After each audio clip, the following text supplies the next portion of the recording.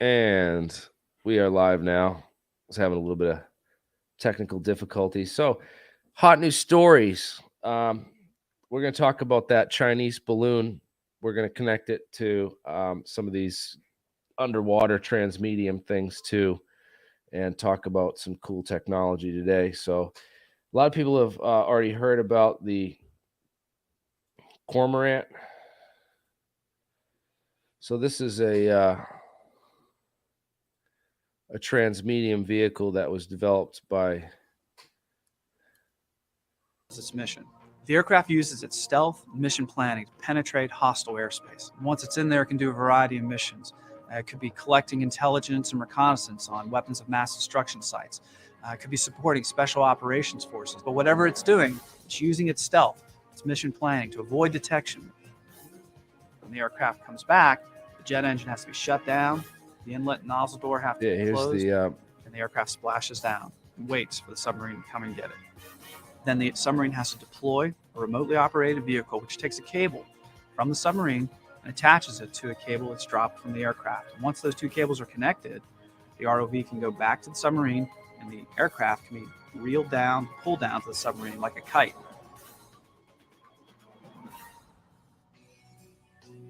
Our team was very diverse and included aerospace engineers, naval architects, marine engineers, Navy divers, people that support naval operations ashore, and all of us had to come together and to do this, something that had never been done before.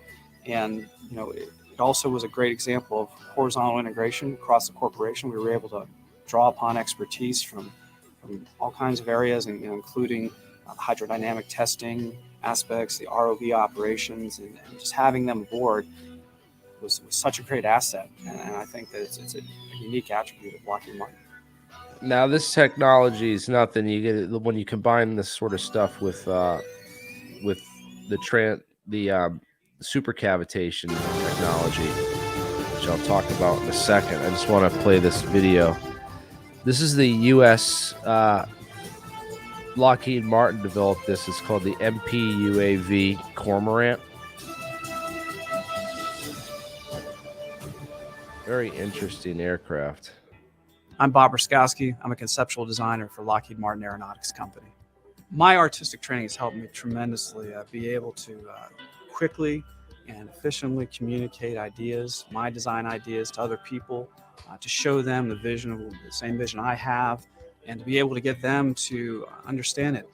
This aircraft is called the Submarine Launched and Recovered Multi-Purpose Unmanned Air Vehicle, or MPUAV. It's also been called the Cormorant, which is a diving seabird. As a result of the START II missile treaty, the Navy was faced with having to either retire or do something else with 4 of their 18 ballistic missile submarines. And the Navy came to us for our concepts for a wide range of unmanned aircraft that could operate from aircraft carriers or surface ships or even submarines. This idea was unique in that it was the first time someone had thought about the idea of launching and recovering the vehicle while the submarine was still submerged. This UAV concept incorporates a turbofan jet engine and uses that engine like any other aircraft, except that during the launch and recovery phases of the operation, the inlet for that engine, the nozzle, have to be closed off because engines typically don't like to be submerged. The submarines that we designed this concept to go aboard were the Ohio-class ballistic missile submarines, which offers a tremendous amount of volume to integrate both the UAV and its servicing systems. When the submarine releases this vehicle, it goes to the surface like a cork. When it reaches the surface, 2 rocket boosters light off and blast this aircraft into the sky. And during that time, the jet engine started, and after the rocket boosters burn out, they're dropped off, and the aircraft flies off and does its mission. The aircraft uses its stealth mission planning to penetrate hostile airspace. All right, so we already watched that part. We're back to that again.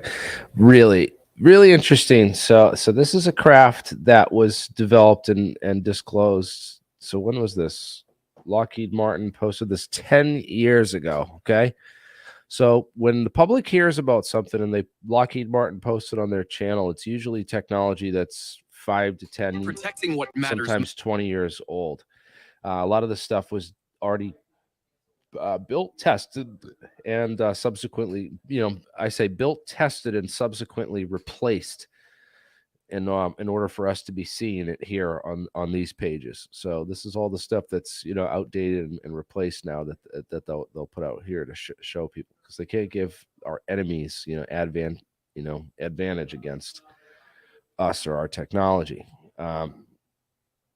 So one of the things I want to talk about is I interviewed a guy named TD Barnes on this channel, and he weighed in on what he thought that a lot of these UFO sightings were. And, you know, guy worked out there for a number of years, including, you know, the years that Bob Lazar was allegedly there. This guy is legit. And I believe some of the stuff that he talked about. So he talked about the CIA projects like Palladium, which was a project to spoof radar using a series of balloons. And they had developed these buoys that would inflate these balloons on command. So they would be a remote control buoy that would inflate one of these balloons, and then the balloons could then float to a certain height and then pop.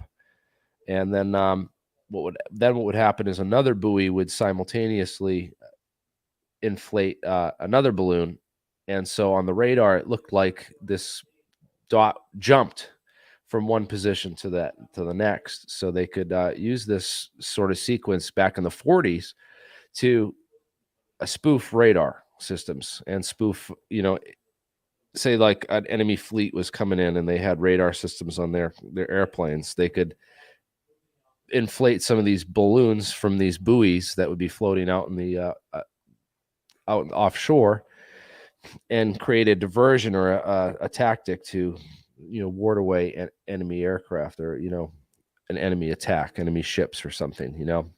So another interesting thing, and thank you, Daniel Foster, for that $10 super chat, man. That's always appreciated, much appreciated. So another thing that's interesting is that these balloons, so that you have the army creating these inflatable balloons as diversion tactics and stuff, and testing them out. And I couldn't help but think about the sighting that got William Cooper into all this, where he said he was out on a Navy ship, and while he was out on the deck, he saw this triangular craft emerge from the ocean and then rise up out of the water and float away. And I kept thinking about, man, what if they had these balloons set up? You know, the Navy could just have these massive buoys with these massive balloons that would just inflate and float away.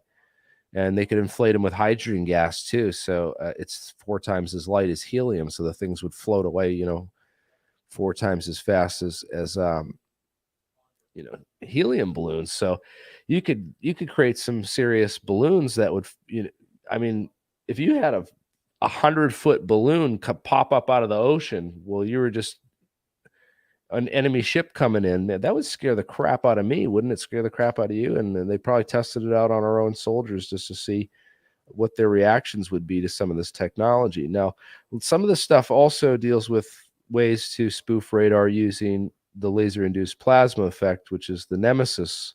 That's the next generation of what this Palladium war game, you know, counter scenario turned into. And it's really interesting. Where's the article with the balloons that have the square within a circle, sphere? That one's the hardest one to find now. That was on the Drive website as well. I covered it in some of my earlier videos in the past on this channel on alien scientists. So, but I can't find it exactly right now.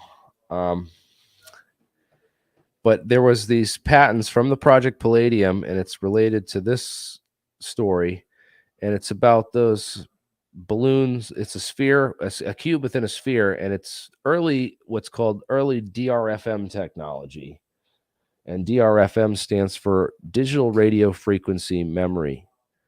And we were talking about how this stuff has come along in the years since.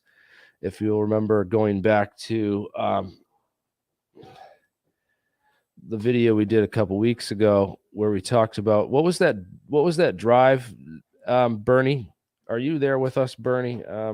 I was curious what the drive was that we talked about. Bring that link back up from the other day. Go to lives a couple days ago. Oh yeah, I think it was this one. Maybe. Yeah. It was that one. We talked about that drive thing that you could basically, it's a DRFM technology thing. It's a hacking tool that you can use to listen in to these frequencies and then hack them back. No, this isn't it. It was maybe this one with that drive thing. It was the one where your buddy was on there with Rife. Maybe it was, no, this one's coming up. But anyways, if you can find that and remember the name of that little device, that little drive thing that we had, it's an example of these, that a lot of these RFID technologies that works on radio frequency and stuff, and these things can pick up those signals and copy them. And there was the early ones were these balloons. Literally, CIA created these early DRFM radar and radio frequency jammers, so like it would pick up a signal and then return the same signal, so that you'd hear a delayed bounce back of your signal, your own signal, and it would kind of freak you out. And they were also meant to mimic the technology. It would also they developed these things to be able to mimic the movements of an incoming craft, so it would follow and move accordingly, which is interesting. These types of balloons that would be set up. So if you were an enemy aircraft in our territory, these are the kinds of technologies that back in the 40s and 50s would have been deployed to, circumvent you. And that's interesting because, it evolved into the Nemesis stuff, where they now use the lasers and like the, Star Wars SDI technology with the directed energy weapons to actually create laser induced plasmas, which would create these light balls that they can make any shape that or pattern that they want. So they can draw things in the sky. They could make UFOs. They could make fleets of bokeh, triangle craft, whatever, whatever you want. Now the bokeh is the lens effect. Sorry, I just threw that word in there. But they could basically use these lasers to create illusionary, enemy fleets and all these false radar blips, because these things they can create plasmas, balls, discharges big enough so that they register on radio. Radar scanners. So they can basically spoof radar and fool radar and do a combination of all these what are called ECCM technologies, electronic countermeasures in the military. And those will counter the incoming radar and other sureties. And they combine that kind of stuff with this, that we talked about, those directed energy weapons and that SDI research. Well, that started this whole laser light craft thing with Lake Marabou of NASA, doing all that research into laser induced plasmas and using them on the surface of crafts or in the nose cone to create this supercavitation in front of the craft, so you can reach hyper Mach 10 plus speeds. What they really were, planes were ripping themselves apart at like Mach 10, and they needed to be able to find ways around that. And it was the reason the ramjet and scramjet engine programs failed, because it's just too much force. You have to mitigate that, and the best way to mitigate that is by using these directed energy weapons to blast the air out from in front of the craft. And that's kind of stuff combined with balloon technology is really interesting, because you get into those Kevin Kremer patents. Let me find that. So Control N, Kevin Cremayer patent. And yeah, so some of these patents are really interesting. One of them is a method for taking control of aircraft and flying them. And every once in a while, it's nice when you get into these the patents is where you get into an inventor who worked for black programs, and you can just tell like some of the things that they patented, like Sal Pays or Kevin Cremayer. Yeah, these guys are quite interesting. Yeah, and if you go to this article right here, you'll find more on those on these patents and stuff. I think I posted this in the description. If I didn't, I will post it afterwards. But yeah, it was nice of TD Barnes to weigh in and introduce us to some of that technology. I thought was interesting this one. So this article, this video shows that it appears to show that China is now testing hypersonic glide vehicles via high altitude balloon. So they bring these high altitude balloons and then they test these hypersonic glide vehicles. This is pretty interesting stuff. So they're launching them to these heights with the high altitude balloons so that they can basically go supersonic. This is the early SR-75 was meant to ride on top of the SR-71, and it was like a shuttle that would bring it to the upper atmosphere, and then it would launch this thing like a dart. Also, the D-12 and other things, but yeah, they have these, the balloons with the rods from God, yeah. So the idea is but it's not just the rod, it's not the rods from God, because those are like kinetic energy weapons. These are meant to fly into the above space so that they can go Mach 20 plus, because there's so little atmosphere up there that the air resistance is low enough that they could go Mach 20 plus. And this is what they do before they created the directed energy weapons, which could remove the air in the atmosphere in front of the craft. Of course, those take up an enormous amount of energy to do that. It's much more practical energy wise to launch into that upper atmosphere above the that habitables. I think I don't know how many miles up it is, but it's a certain altitude that they get to, probably about 35,000-40,000 feet. I think they can get probably a little higher than that, maybe 50,000 feet with a balloon. But they launch from there, and then the atmosphere is so thin up that high that you're able to really get to these high speeds, so like Mach 20 plus. So really interesting. Let's watch this video. This is actual video of China launching these things. Oh, there they are. Would you look at that? Looks like the same sort of lander they claim that lands on Mars and the moon and stuff. Yeah, look, 3 rockets pointed downwards. So these they look very similar to those early darts, the SR-75. I mean, this is like them trying the hypersonic entry vehicle things. SR-75 penetrator, yeah, and the X-7 Thunder Dart, yeah. It's really what they look very similar to. The thing is, they don't have a consistent trajectory, so they're a lot harder to shoot down. That's cool. They got NRO right on the side of it, National Reconnaissance Office, because that's who built these things, man, early on. Recon vehicles. Yeah, but this was the lifting body, and then it would get high enough, and it would launch this dart craft.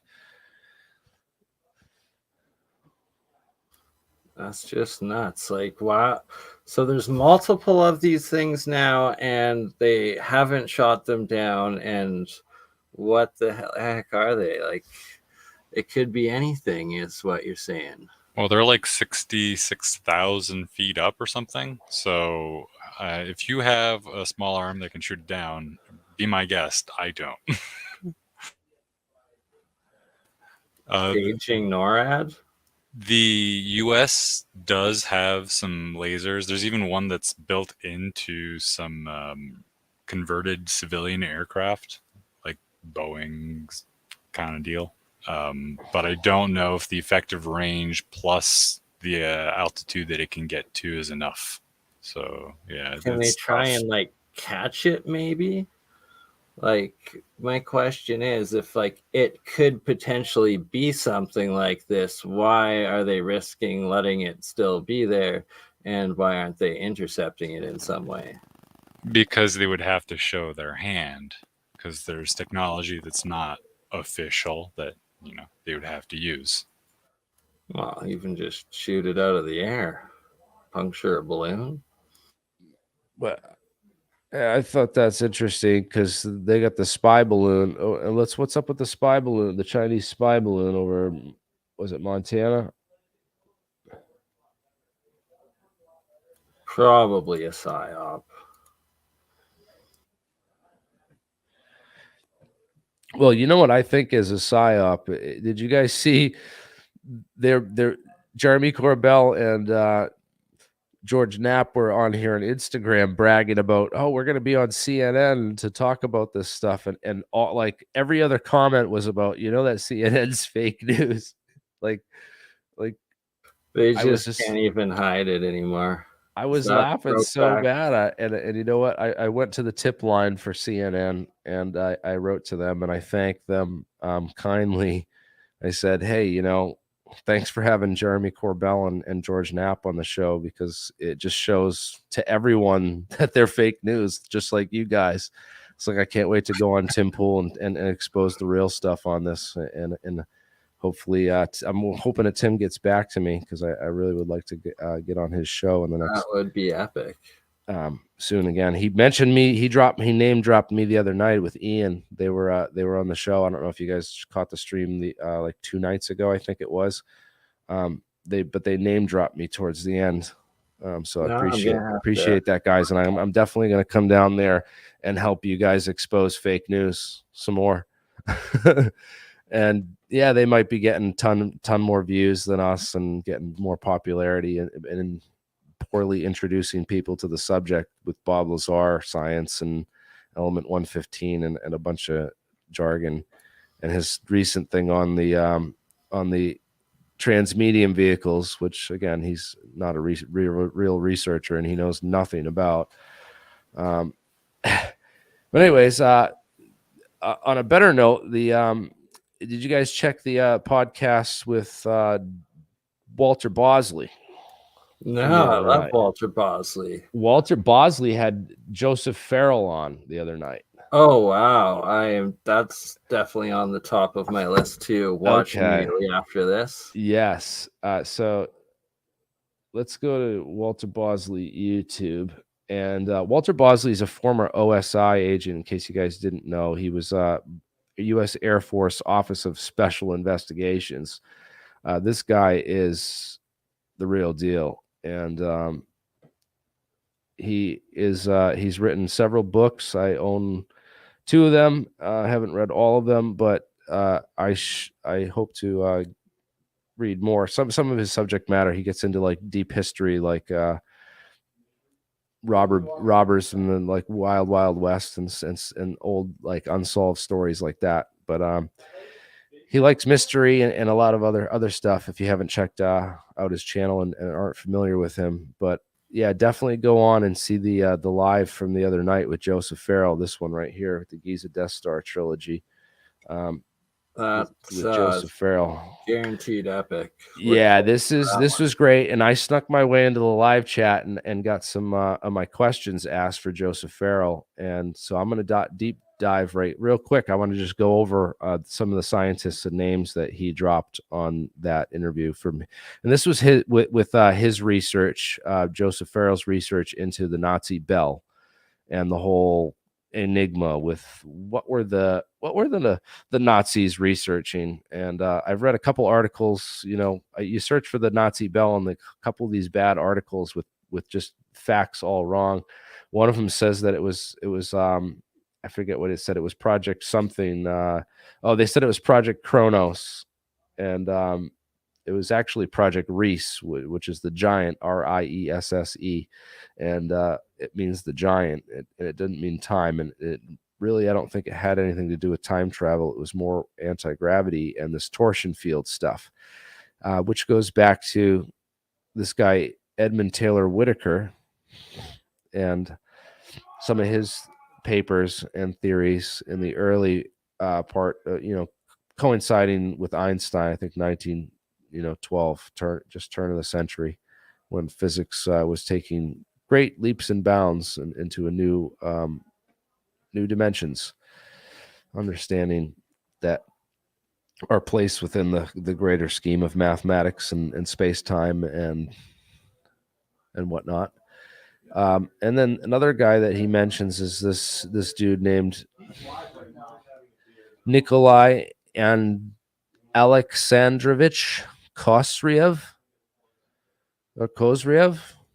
I don't know how to exactly pronounce that, but yeah, he was born in St. Petersburg in 1928 and did a lot of really interesting work on early physics and basically astrophysics and stuff.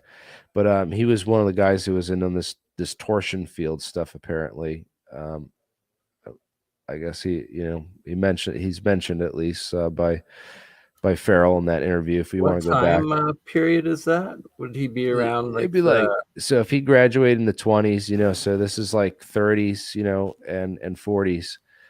Possibly interacted with Schauberger or something. Tesla. Yeah, like it sounds like Schauberger stuff, and also moon lunar phenomena, like hyperfine.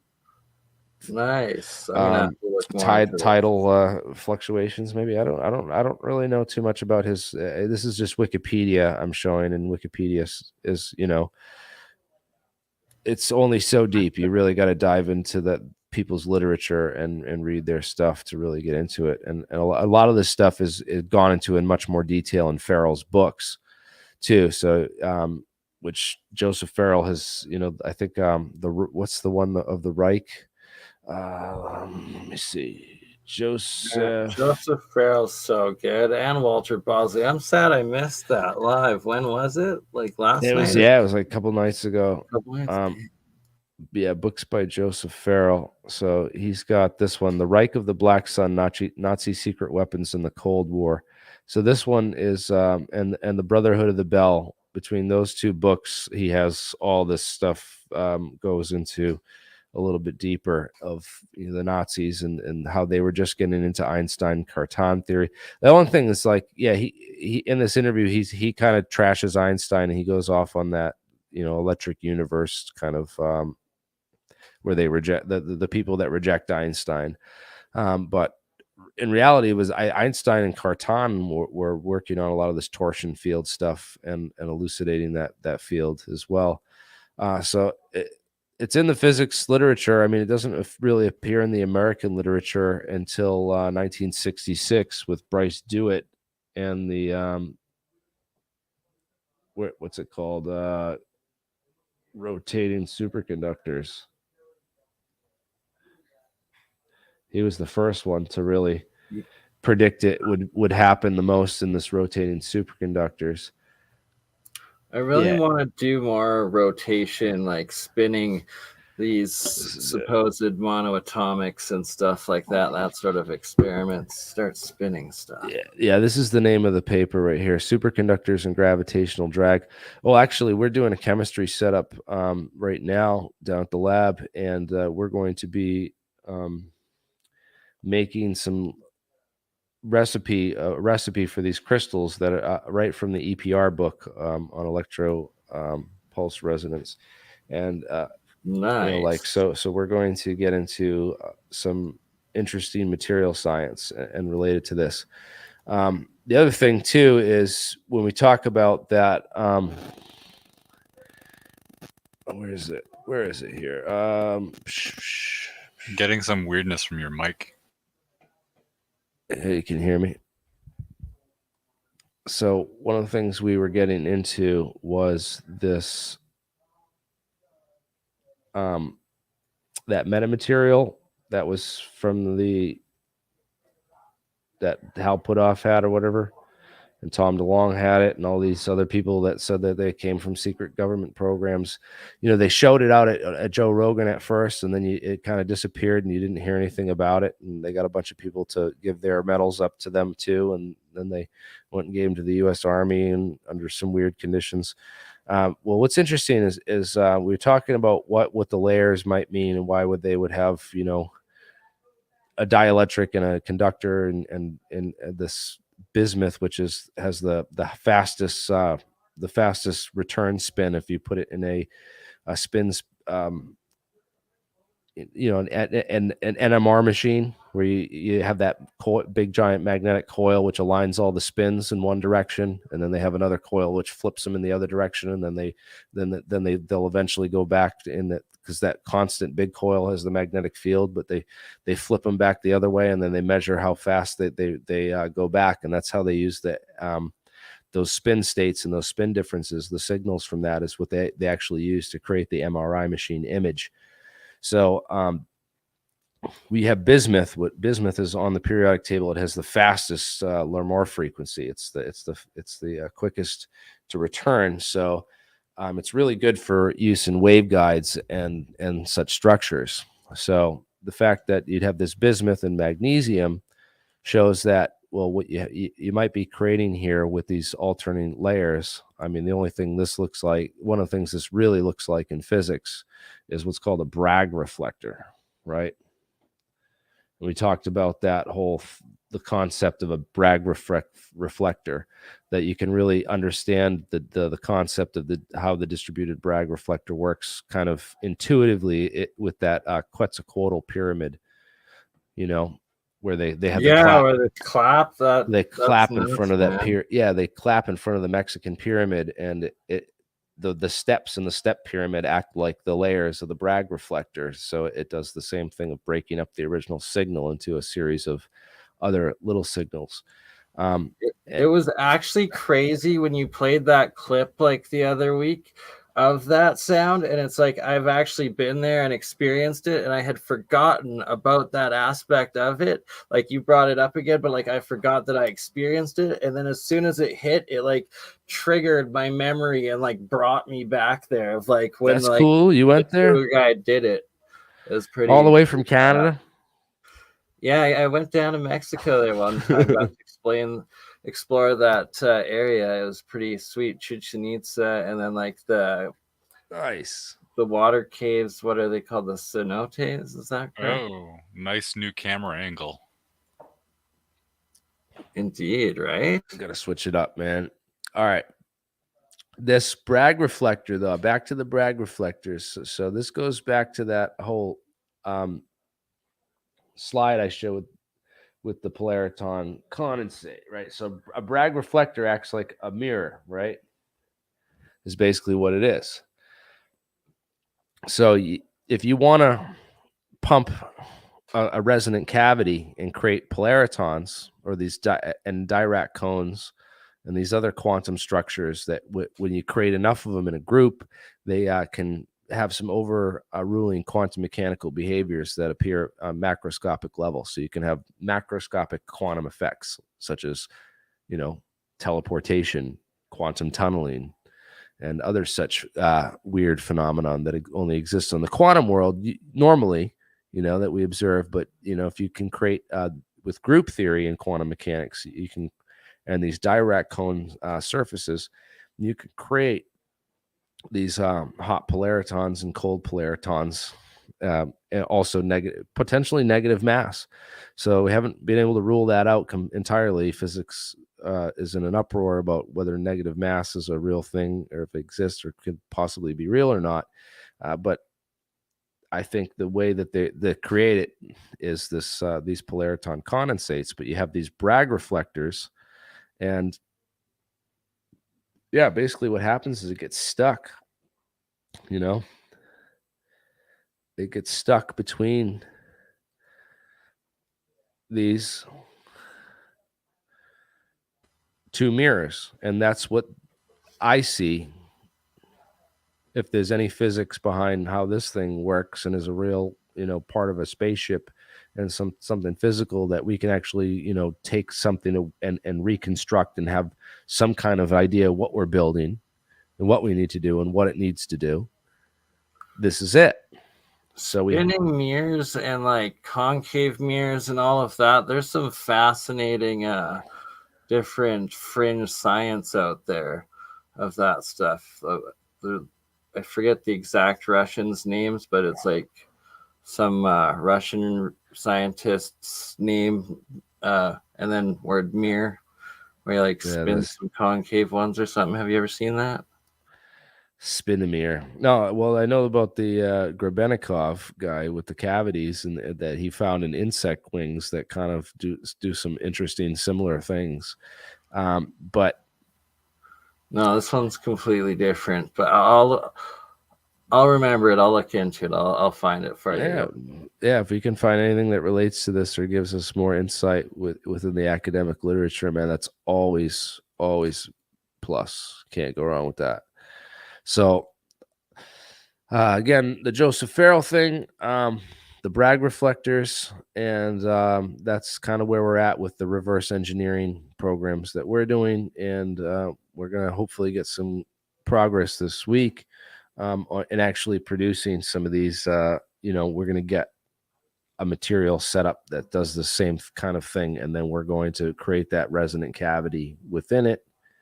Maybe shape it in the shape of a Helmholtz resonator too, so we can get that phononic, the phonon interaction too, and then we're going to do some serious experiments on cavity resonance effects and these trapped light and being able to pump these cavities with light and generating. Phonon. What's it called? Phonaritons. There's another. I don't know what the heck they called it. Not phonation. No, what the heck is that? That's a vocal cord, people. I said. And isn't there like a plasmaphon or something like that as well? Polariton, phonon, photon. It's all three. I forget what they call it. I talked about this on another show recently too. And I can't. Still putting a lot of this together, man. This is key stuff, because if you cross these three quantum properties of light, sound, and sound, right? Light, sound, and then this interaction, you can basically produce there's lasers that can be produced out of these, and there's also warp drive. I believe warp drives and negative mass if you get the right resonant cavity structures. And that's again why I think UFOs might be shaped like symbols, because of their bell-like resonant properties. If this phonon, the phonon and mechanical vibration portion of this, which on a quantum mechanical level serves to create a type of coherence. I don't know if you guys know about the metronome phenomenon, right? Yeah, when you have multiple on a balancing beam, it's rolling around. Yeah, the little vibrations. If you put up a bunch of metronomes, you get them all in the same frequency, but set them up running out of time. But they're all coupled. They're all coupled through this thing that they're sitting on. So the coupled oscillators, the coupled harmonic oscillators, will all eventually go into harmony and oscillate, in harmony at the same frequency. They'll all become coupled, and that's important in quantum mechanics for creating quantum computers and qubits, getting your qubits to function, because you want coherence. You don't want decoherence, and you don't want noise or the breaking of these entangled states. Because anytime you have that, it breaks your quantum computing system. So it's the same idea as the skin of this craft. It's literally a quantum computer, and it's quantumly computing the fabric of space, time, and reality. You understand, like through the photons itself, and the interaction of all the photons that are going in and out of the physical universe through the surface and the skin of this craft, which is itself a quantum computer. It warps that information in such a way that it can do what it wants with it at will. Like, say that, oh, well, I'm not going to obey this gravity gradient. I'm going to sit here and hover. So how do we do that? Well, you do it with these phenomenon like squeeze states, right? Squeezed light is one way, right? Squeezed light. Squeezed light is super interesting, but also these Dirac cones. And I learned about these years ago from a guy at Area 51 who was trying to teach me some of the quantum mechanics, and said, well, if you want to get up to it, it's these Dirac cone surfaces where you have this is basically the polariton condensate that's in between your Bragg reflectors and your waveguide, and you're creating these Dirac cones. And if you can squeeze and warp the position of these Dirac cones through I don't know, externally applied magnetic fields or light fields, or maybe even just creating damping points on the resonant harmonic dampenings at certain points. You want to start getting guests on? Everyone's here. Yeah. The guys, Jared, Aiden's here. Yeah, we could bring in some people maybe. Let me can you so basically, yeah, you get these and you squeeze them on one side of the craft, and that can alter. You can squeeze them in patterns also, and that will alter the light wave interaction, so you can create artificial gravity fields and such. That's how I think it's done. So Yeah, this would essentially be like Victor Grabetikoff's I know we don't do nanostructures, nanogeometry with the insect wings, and then the combination. Hi, of everybody. Metamaterial. Oh, I have chicken. No, that's Good day. Hey, Bernie. what's up? How are you? Hello. Can't hear anything, but We can I hear just you. got in, Well, flew in. It was a hella. Newark airport was crowded and really bumpy, but yeah, good to be here. We brought some physics toys to play with, and this is actually a model of an ant person. As there was one guy, he's Tom Reed. He's putting on another UFO expo. So if you're playing with flying saucers, you gotta have little green men. But this is one of the alien species that's out there, and talked with somebody that's encountered them. So intelligent ants. And just playing around with stuff. It reminds me of the stick bug from A Bug's Life. Yeah, except for they're like 7 foot tall and scary as all get out. I actually had stick bugs once. They're That pretty is cool. for my circuit. That's a basically just a transformer, but with twined wire. Found a good page on RF chokes, and the circuit that is out there, I can actually, that's the correct size for the blocking oscillators, and this is just playing around with magnetics and aluminum, and it's kind of fun. It's got a magnet within it. Hey, so I just want to point out that Dan Foster is the only person to do the super chat for this first 45 minutes. So he's the only one who will be getting sent a Falcon Space t-shirt. Oh yeah, I gotta get one. Dan, why don't you email me and give me your address, a mailing address. I'm gonna send this to you UPS. Excuse me, I've been traveling all day, so Let me know what size you are, dude. that's some serious physics you got there. Oh yeah, the Dirac cones, man. That's Oh where wow, it's at. instantly, and a very fair price too. Yeah, we need like a studio monitor or something so we can hear some feedback. Shout out Harry Toe 1. Thank you for the support. And another t-shirt. So, I No, don't this know. is what we need to do, man. Is we need either to do vapor dep or sputter coat, maybe cold spray. I don't know the exact method, but I want to create layered nanomaterials that are like this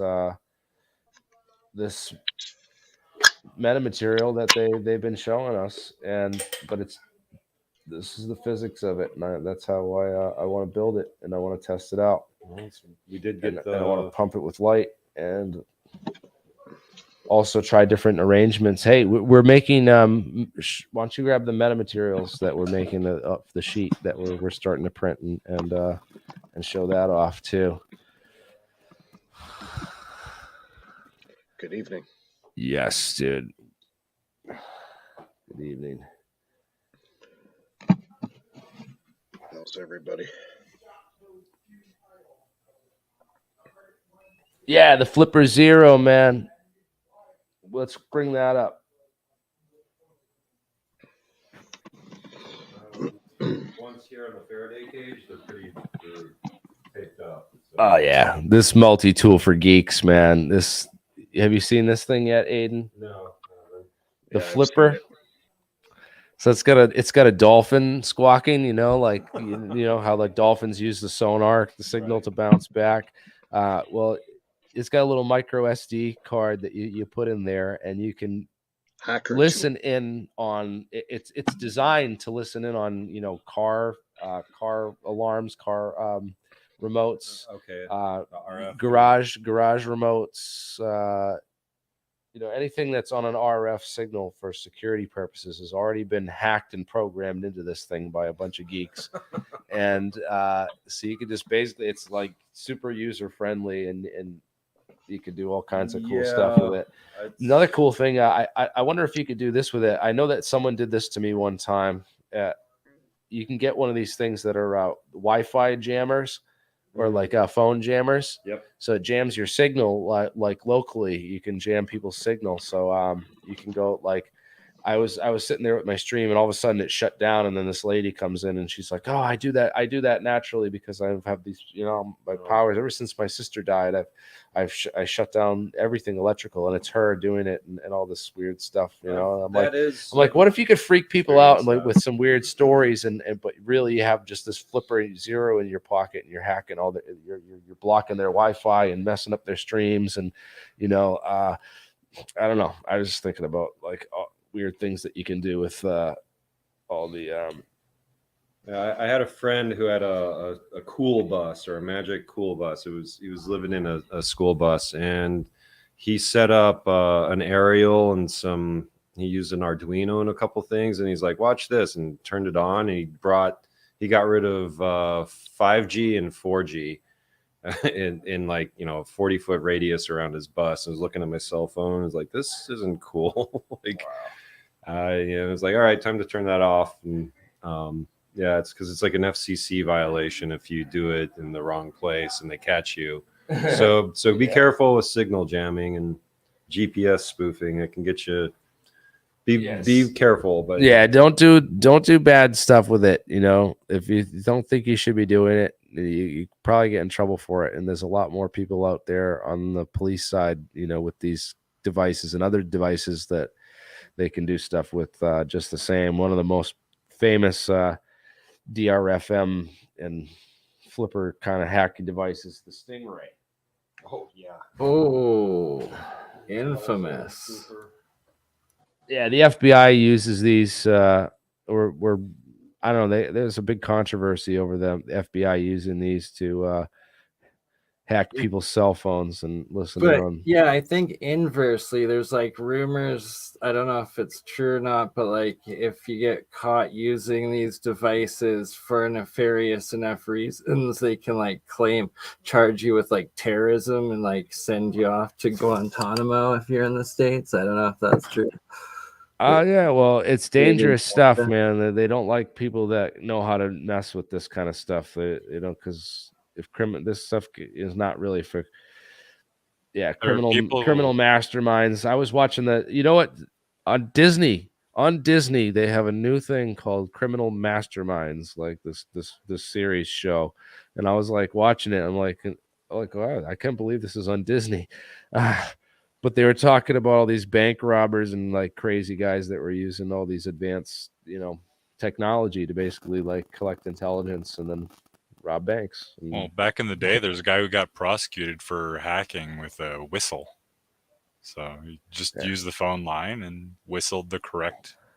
Well, there's one. Yeah, guy the that, Captain Crunch whistle. That was Ghost in the Wires. Kevin Mitnick. Yeah. Yep. I was just gonna say his name. Yeah, Kevin Mitnick. Yeah, Yeah, he was original hacker. Dude, the FBI had him under surveillance, but he had them under counter surveillance the entire time. Yeah. Like the dude was watching the FBI spy on him the entire time. He would just go and fuck with them too, go knock on their van, go like knock on their vehicles, like leave them post-it notes, How long did he get put away for? 10 years? Something like that. Yeah, they just wanted to make an example of him. Now he's don't- making more money than anything now is for network security. So he's cool, got the his own company. frequency-based number sequences, and then like on the tune, and then that Captain Crunch whistle, which had the right frequency. For Well, the, not only that, he was using a blue box called the dialers. And that's how they were doing phone spoofing back in the day with the little speaker, and you had Yeah. the dialer. Yeah. he had the telephone system hacked, but he also knew social hacking too. And he was on another level where he could find another name at the company and then get a password reset from the admin, and then boom, he's into the system. So he knew how to like compromise security and also like just call the right person on the phone and socially hack them as well. And that's what he was really good, because he could just do everything through a telephone. That's why and then he could cover his tracks through the telephone system because of the back doors that he had into that as well. Why do you think Tesla had such a hard time with his radio stuff back in the day? Since they knew you can transmit radio through the waves, the government had to have control of it. And I think that was part of the suppression he took, is the fact that they wanted to control it. And even the U.S. Navy had radio banned for a period of time.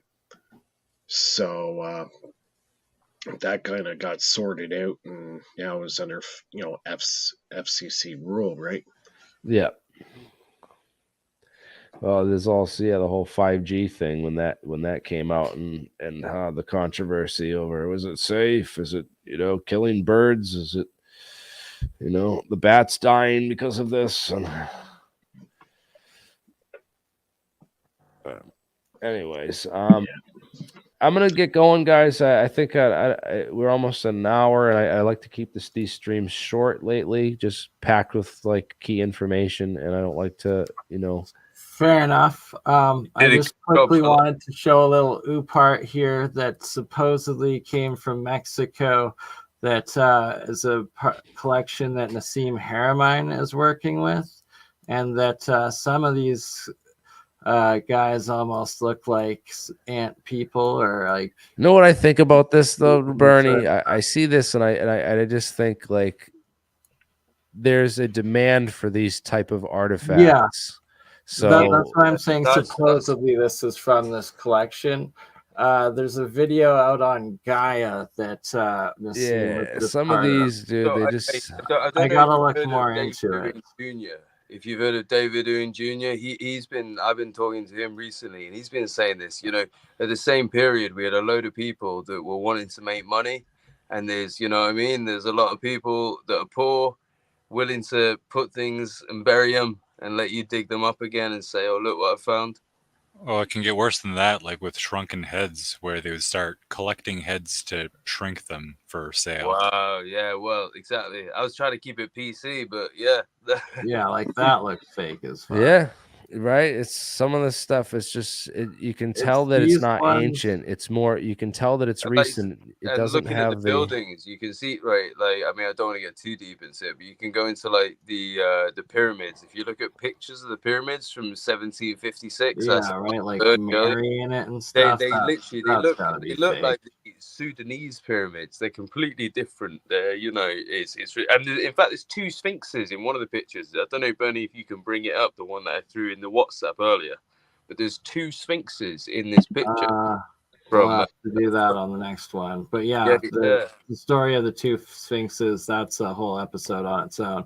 Maybe I'll just I'm just gonna you want me to cancel out stand it on alien your channel and we'll scientists, stay and on you guys live can keep online? going with this, man. Yeah, for sure. Sounds good, brother. I'm gonna. All right, I'll end it on your channel, and we'll keep going on mine. Word. All right, guys. Brother. Hey, everyone on Alien Scientist watching, you guys can go over to Crypto Alchemist and continue watching the rest of this esoteric, right now. off-topic deep dive into Absolutely. some weird history. For sure, brother. Much love. And are you available on Saturday or Sunday to do one with Matthew Rife, and then also for the Hutchinson crystal battery for next weekend? Yeah, I'm down. Okay. I have it scheduled Sunday with Rife. Does that work for you for this? So in 2 days? Yeah. Cool. I will see you then. All right. All right, brother. End it on my channel. Yeah, All I right, just ended it on yours. All right, cool. All right, I'll jump back with you guys in a second. I gotta go eat some food. They got Sounds dinner good, here brother. and stuff. So, all right, I'll be right back. For sure. Peace. I'm still here. Yeah, we are still live on my channels. Oh, can I not behave now? Am I okay? You can say whatever you want now. I've been sat here, You can just get both of my channels canceled. I'm not behaving tonight. I'm drinking. I've sat here so many times. People said stuff like, "Don't make a joke. Don't make a joke." Oh yeah. Well, I'm having a drink. How's that? Trying to break. Sounds wonderful. Everybody. Yeah, Mike. Actually, Simon had this up, but we'll go over it in a. Oh, about the spinning vortex. Mike, you want to go over your new breakthrough with your battery? Play the clip from your video that you just put up. Yeah. Where do I start? Yeah, I got so many things on the go now. My head's like buzzing. Not from the drink, from the work. Yeah, I made some cool innovations with the carbon graphite magnesium battery. So it basically works exactly the same way. It's just the method on how you build it is different.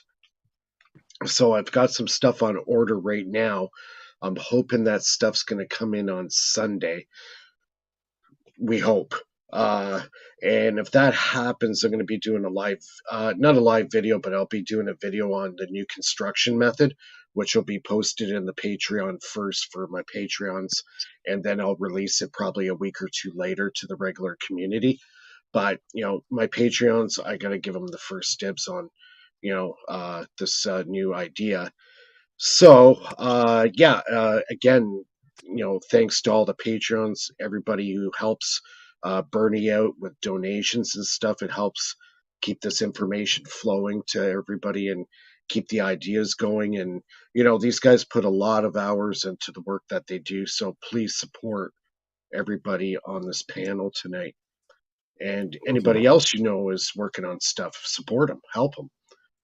Even if it's a couple of bucks, you know what I mean? It goes a long way. So, my Patreons have been really, really good to me. And I thank them every time I get a chance. You know what I mean? And I'm able to order all the parts that I need. I got some huge stuff coming up with the Adams motor. I'm going to be starting on the industrial version. So, yeah, that's going to be a really, really cool build. And I'm pretty excited about that one. So, yeah, that's kind of where I'm at. Nice. So basically with this, just kind of elaborate a little bit. Should I just play it on mute and let you talk over it, or should I? Yeah, it's just a different method of building this carbon graphite battery, right? And the biggest problem right now is the carbon. If you buy a 2-inch diameter, 12-inch long piece like laser saber did, you're looking at $120 to $140 for a huge piece of carbon like that. So now I figured out a way to do it that is going to slash the price like way down. And I think that's the big issue with this battery is the cost. So now I figured out a way to get around that, which is a huge thing. So if you cut the cost, you can make more of them. If you make more of them, you got more power. And I also figured out a way to double the voltage coming out of the battery because you got extra current now. So if you got current, you can increase voltage potential. So yeah, it's just all around innovation, right? So That's awesome. I Yeah. look forward to seeing more of it. Hey, Yeah, Burnley, did you see the chat, by the way? We'll do it after this video, but I sent a link in the chat. I don't know if that works. Yeah, I got it, Luke. And absolutely, I got another video to go with your picture there. Sweet. Well, I can actually send another one just to follow that up. If it's, yeah, I'll do that.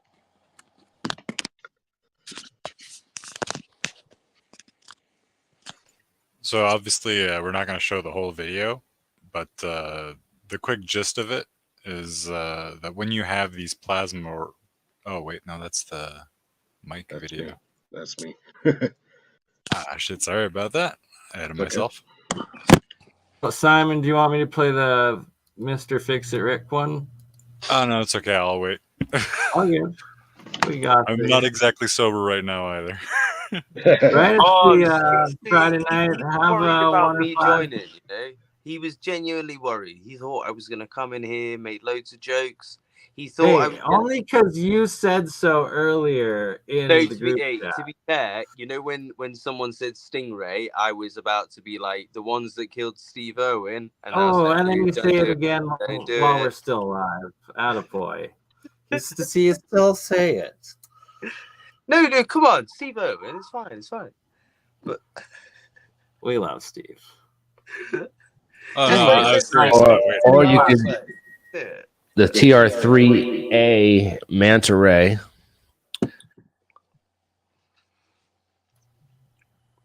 The So how is Stingray. he? I actually like How, that name for it. Sorry, how Simon. is he rotating the plasma in there? What is he using? Toroid or? So he's got it mounted to a motor underneath. That's what it looks like. Yeah. Mounted to a motor. And just Maybe like a drill motor he's taken off and assembled on it. Oh, What, he's using straight so rotation.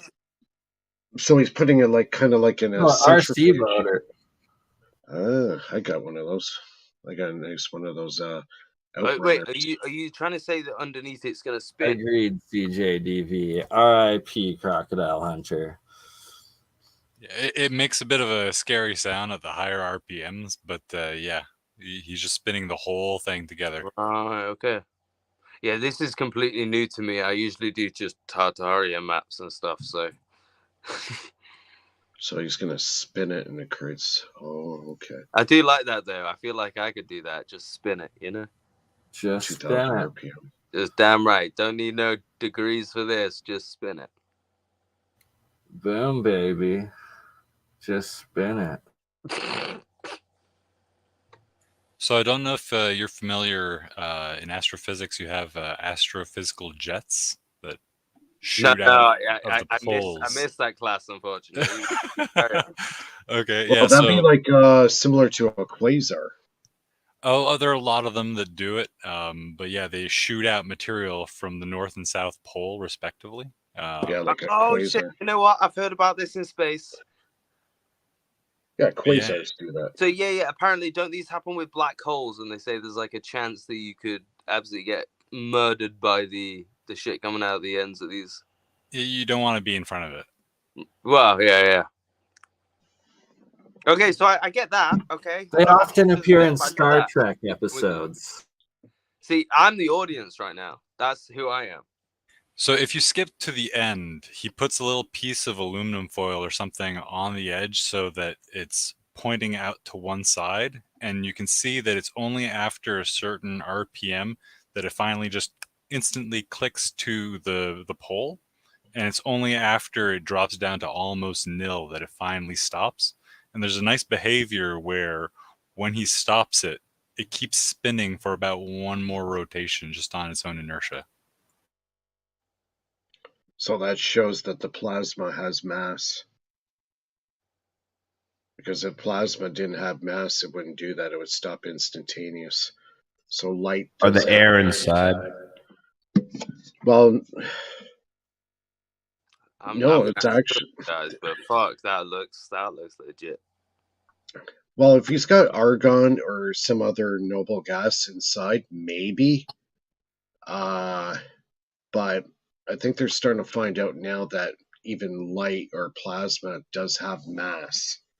To be fair, if you imagine the way that plasma at the beginning of the universe was spinning, you probably are looking at quite literally the same process, you know, the Well, spinning. everything is spinning. There's nothing that you've ever seen or interacted with that was not spinning. But I That's mean, right. the I moments agree with after that. the Big Bang, when that plasma is forming, that obviously is being hit by It's that. the fun, Even yeah, at the Now I want to spin this thing.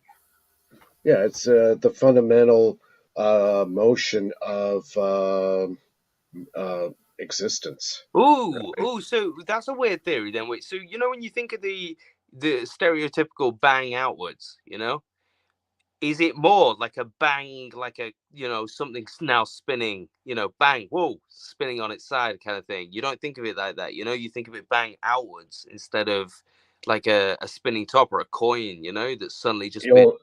It will naturally go into a spinning motion. It's just Whoa, part you of know, I've never physics. thought of it that way. That's fucks my head. Everything is fundamentally going Yeah, to spin. what's crazy is like my monoatomics, even when they're forming, they spin and spiral and self-arrange into these different spirals. I got to do a video straight on that. Oh, Yeah. welcome, Mr. Matthew Rife. Are you drunk? You're not Good allowed to day. be drunk. Hello. Sorry, I'm late, guys. No worries. Glad to have you. We're watching. No, to be fair, I should go to bed soon. Cheers. So, What time is it in the UK right now? Manchester. it's 20 to 4. In the morning. Yeah, Yeah, in the that's morning. about time. Right? Nothing good ever happens after 4:20 in the morning. Exactly. That is a rule to live by. That's dreamland for me. I've got an interview at 2 Exactly. p.m. So I need to be up by then. But other than that, I'm cool. Well, it's a pleasure to have you. But I'm not leaving just yet. I guess, yeah. So You're not kicking me out we just yet. will pause the plasma ball and, for Luke's sake, bring up. Well, that's these- basically all I wanted to show about it. So I guess I'll share it in the I have chat more. just for everybody else. But Well, I have more I want to talk about with Mr. Fix It Rick and spinning plasma and actually updates with Rick as I'm friends with him and talk to him. But anywho, to the pictures that Luke has shared. That was just with what we were talking about before about That was the second one. This one. with either the one two is. sphinxes. I think the first one's the best because if you actually so look at this. So first you got two sphinx obviously, and then if you look in the background you can see like absolutely shit tons of pyramids.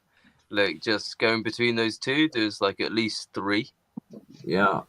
Yep, and then there's one on the right, and then there's one on the left. So these are obviously pyramids that, in fact, the more than one on the left, I think. But these are obviously Cairo there. yeah, they're pyramids that don't exist today. But you will also notice that they're way more Nubian and narrow. Yeah. Than the standard ones. And obviously, this is an image that was apparently sent back to Britain in 1756, saying this is what Giza looks like. Which is where it gets really freaky, because obviously you've got to assume the guy drawing it knew what he was looking at. Now, He might have taken some artistic liberties, though. No, like maybe Yeah, he well, made them a little yeah. steeper, and he, I you can know, get said, that. "Well, there's the other step pyramids and a dozer and some of these other pyramids over there with the mastabas and all the other old tombs, and maybe he just put them in the background there just to capture it all in a single image to kind of portray. But yeah, the two sphinxes is Two sphinxes. That There's a is. third one. And like you say, well, to be fair, if you go I have to bring up how the many episode. pyramids that are in the background, that doesn't like you say, if you're twisting the image and trying to include everything, I don't really think that concludes for the other images in the background. One thing I would notice though is that it's almost it's very like made clear that the capstones are removed on this. It's really prominent that the capstones are missing. Whereas if you look at modern day pyramids, you wouldn't really notice as much that there are missing capstones, until someone points it out. Whereas those are quite evident. And if you go back to the first image that I sent, the black and white one, if you actually look at that, you'll see Hold that on. First, this is a video of the second Sphinx in Giza. Oh, for real? Okay.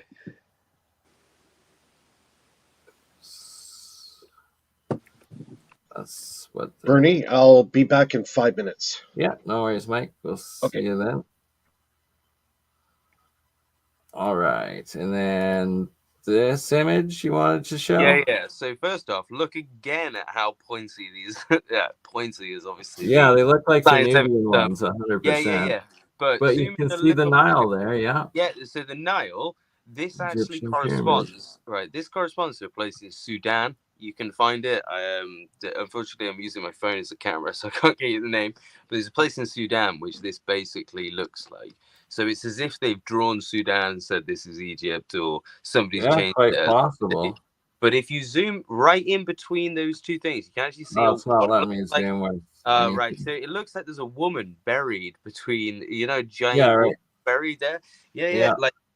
That's supposed to, I presume, be one of the sphinxes. But the way it's done, it almost looks like one of the Titans from Attack on Titan. If anyone's seen that, unfortunately, you can't zoom. The person there is it's not the way that the sphinxes are drawn. Anyway, put it that way. It looks like a buried person. Well, actually, in your first photo too, though, right between the pyramids, it looks like there's a woman right here. Oh shit! Yeah. You know what? I didn't even notice that. So there you go. Yeah. So we've got a buried woman. So it's not the Sphinx. Two sphinxes. Yeah. So it's definitely something separate. These ones I could see as the Giza ones potentially, especially with the two sphinxes. They are still looking too narrow. Like in terms proportion wise, as an artist, you wouldn't think it'd be that difficult to represent what they truly look like.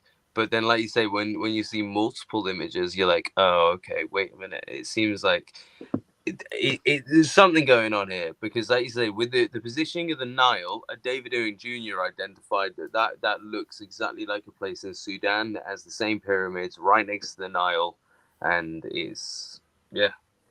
What's your opinion on the bent pyramid? Because it has very similar angle to what's depicted, at least for the bottom, and then it has something more akin to the Giza pyramid, like the Great Pyramid, in terms of angle for the top part. Well, I'm not really sure, because the thing is, we've got pyramids all over the world, and they change based on, on area. So it's one of those things you can't really. I'm in the camp at the moment where I'm not even 100% sure the pyramids as we see them are real. So I know that might sound completely nuts, but one evidence I've got for that is that you can do this. You can actually decode. Sorry, Xerxes is messaging me. Anyway, yeah, so you can decode Egyptian hieroglyphs with. For fuck's sake, I'm so sorry. It's Xerxes. Wait, somebody talk for a sec while I turn this off. Right. This is a different Sphinx. Yeah, this is the back of the Sphinx. The Giza Plateau. Right, there we go. Right. Sorry. And it actually has chambers in it and everything. So it's like, is that why they don't want it known? Does it it's got underground passages, all sorts of crazy stuff in it? Right. And yeah. Sorry. I'll carry on what I was saying now. So you can actually do this. There's a look up cumroglyphics if you want to on YouTube. You can decode all Egyptian hieroglyphs, that is in old Egyptian, any of them, with modern day Welsh. You can take a Welsh dictionary. You can find the images, any of these images here, see what they look like. If it's a bird or whatever, if it's a lion, you find the Welsh meaning, which is Lulu, and it has a double meaning, which is supreme. But the point is that it's literally pictograms using the Welsh alphabet, which is the English alphabet. So it's quite literally simple pictograms. So if you use Welsh, you'll be able to work out what any of these hieroglyphs mean. Now, on the surface, that's like, whoa, it's amazing. We can decode all the hieroglyphs. But you've got to think about this. Do you really think that the Welsh language was being used by ancient Egyptians 6,000 to 10,000 years ago, and they were writing it on their walls, and the language hasn't changed? Like, obviously, I'm just saying this right now, and you have no clue, but you should go look this up, and as soon as you see, you go, oh shit, because the reasoning behind this is they want on the walls. You need to be able to say, oh, that says Ramesses, that says Cleopatra, that says Alexander, etc. So if you were faking these hieroglyphs, you would use a language that was pictographic to English, which is Welsh. And that's why there's this kind of idea that these possibly aren't real, because what's more likely, that the Welsh language hasn't changed in 6,000 to 12,000 years possibly, or that these hieroglyphs have been faked using the Welsh language as their basis for pictograms? And that is something that needs to be explored very deeply, because this could be an entire fake site we're looking at. So are you suggesting that these are perhaps things that predate these hieroglyphs, and they were just, I don't know. Yeah. I think the hieroglyphs have been after the added fact. on. I think the hieroglyphs have been added on, 100%. Okay. Yeah, because the thing is as well, if you look into Tartary and stuff, if you want to go into that, there's this whole, there's a lot of maps that show Karakoram, which are the Karakoram Mountains, apparently in Mongolia. They show these Nubian-looking mountains just to the right of there in this area. And they say this is where the Tartarian emperors were buried. And it's almost as if they've copied and pasted that history, put it in Egypt, and said, oh, no, the pyramids over here, and they buried their emperors under here. But that seems to be what the Tartarians did in Mongolia. And the pyramids, I don't have the picture right now, but BurnEye showed it on one of the last episodes we did with Campbell. These pyramids looking like these.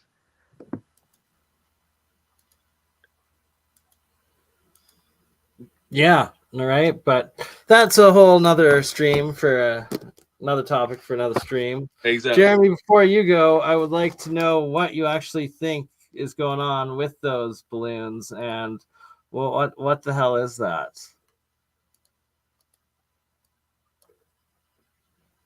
Oh, I think you're muted.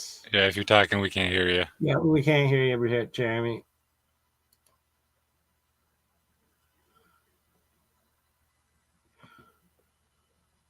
He's coming back. We're getting Jeremy back. Jeremy. Whoops. Sorry. I was we go. trying to unmute my mic. Hey, sorry.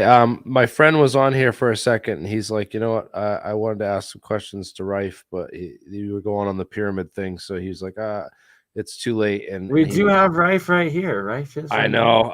We'll have to ask another time. I'm going to get him back Sunday tomorrow. We will do Rife then?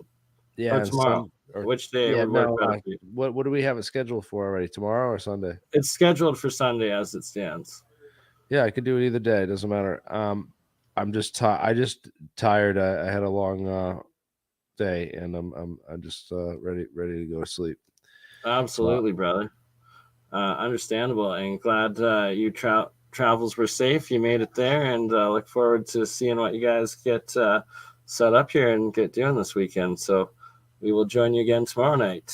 Yeah, he felt the same. Also, he wanted to know. I'll give you the address here. You should ship us that Ormus sample. That way, if I can get it.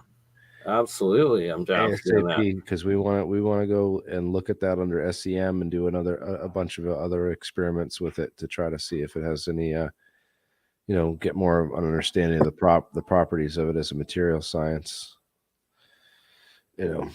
Right, because I've got all different types of samples set for you to try out and see all the different states of Isaac Newton's transmutational. And we also can't wait to do some I want to.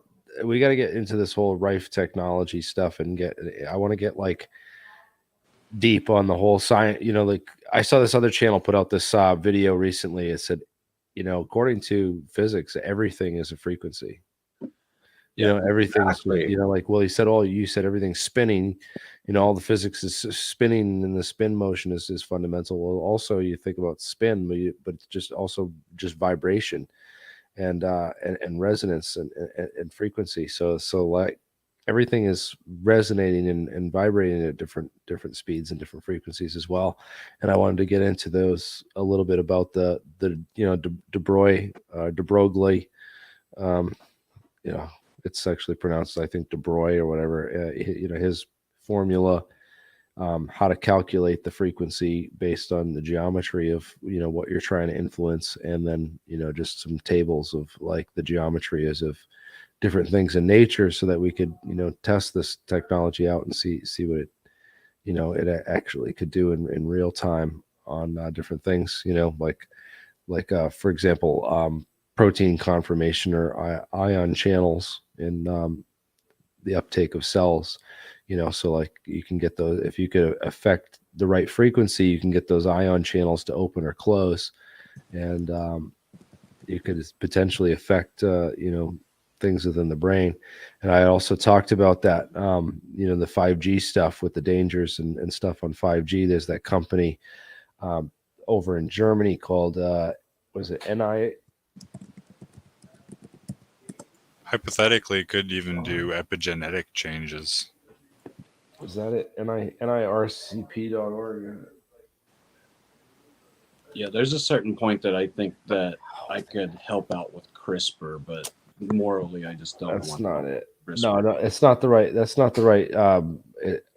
I had talked about this on my 5G stream, but there's a company over in Germany that tests all the frequencies, and they publish a report every year on all the different frequencies, and if there's any, you know, all the medical science. That they have a bibliography in that book, which led me to so much cool stuff, including, you know, like microwave auditory effect, and like all. It's literally like a guide to all the bad frequencies and why they don't use them. And that backdoor is into a lot of medical journal studies and a lot of like real deep studies on the science, which I think some of that, yes, it's dangerous and there's a reason they don't use it. But as far as an experimentalist, when you're trying to access these things safely, there might be ways. Right? Like experimenting on horticulture first and stuff like that. Yeah, or you know, of course, animal experimentation. We'll have some guinea pigs and lab rats. You know what? I'd love to hear your opinion actually on like DMT and stuff like that, and what that might do to the brain in terms of respects of the things you're talking about. Well, That's you know, just Alexander Shulgin's research and all that stuff into all those receptors and how it affects. Well, what if you could resonate those receptors with a combination of these frequencies, so you don't even need to take DMT? You could just activate those receptors in someone's brain and give them a DMT. Right. I can agree with that, because or resonate their pituitary gland, so that, I mean, where do you get adrenochrome from? A human pituitary gland. Right, what if you could resonate your pituitary gland at the right frequency, so that you juice your brain with some adrenochrome? You know, you 100% can, and I have proprietary frequencies for it already. Yeah, see, I've already thought of this stuff, and I've been dying to ask you that, because I'm like, obviously, come on. Decalcification, another pituitary gland, the DMT release. Yeah, the decalcification, yes. And if you look at the like lost Gospel of Thomas and stuff like that, they say if your third eye sees color, you will not taste death. And obviously that's a rudimentary view of what we're talking about, but it is as simple as, like, as someone who was definitely very closed-minded before I did any kind of you know, DMT, etc., but then I went full blast. Like, even simple meditation is very different now, and that is something you can't really test, but it is something that it is different. It feels different. I feel like I vibrate differently, you know, like that will sound nuts to people, but it really is something that's Core.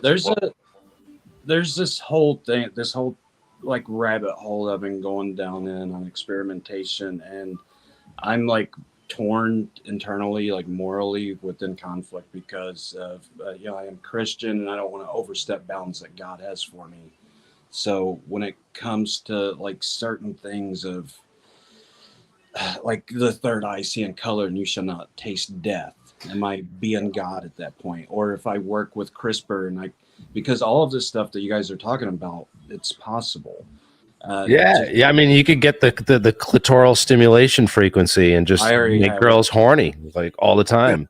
It's called 32.5 hertz, and it draws blood. Well, we're playing God. I mean, come on. By heart, you know. So off the top of your head. Jeez. I mean, it really is. It's 32.5. If you guys get one of the copper units of mine, I kind of think what I think. If God wanted to slap your ass back down, he fucking would, you know. Like I don't. Yeah, I don't want to get to that point. So. Yeah, I know, but like honestly, I just feel like if you ever got to that point where you thought like I am God, he would just like slap you and be like, shut up, you know. Yeah.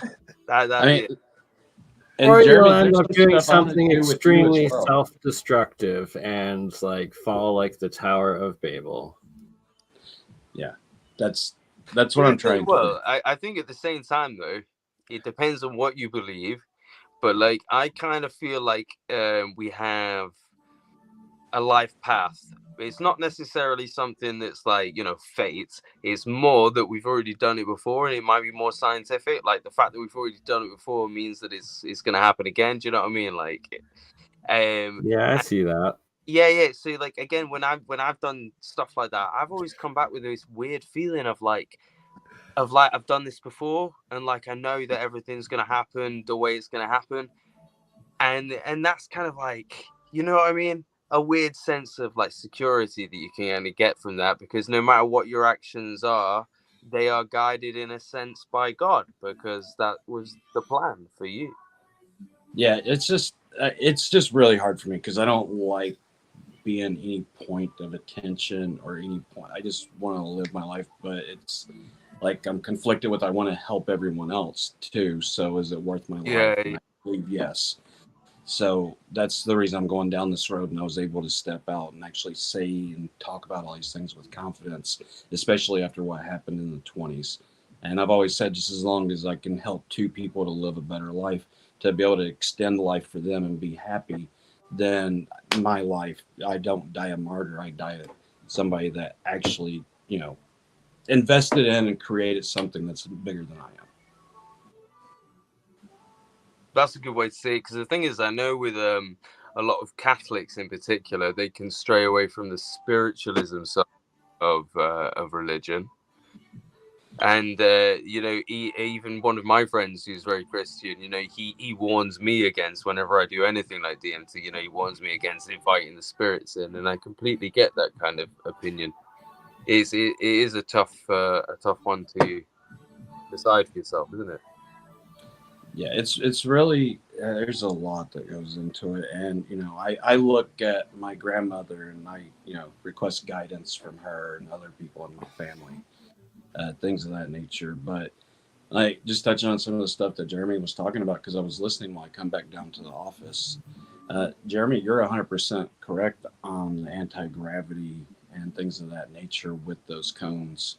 And the reason these pyramids are at such of a steep angle is because that's the angle whenever you build a tetrahedral pyramid, that when you run wire up it and you have your pretty much a transformer, you got energy that's bouncing off all four sides on the way up.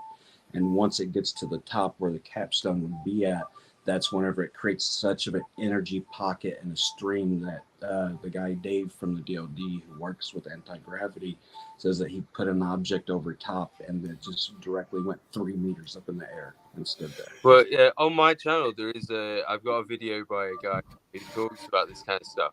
But just going to what you're saying, would that mean that the current pyramids that we see in Giza are fake then? In your opinion? Considering the narrow.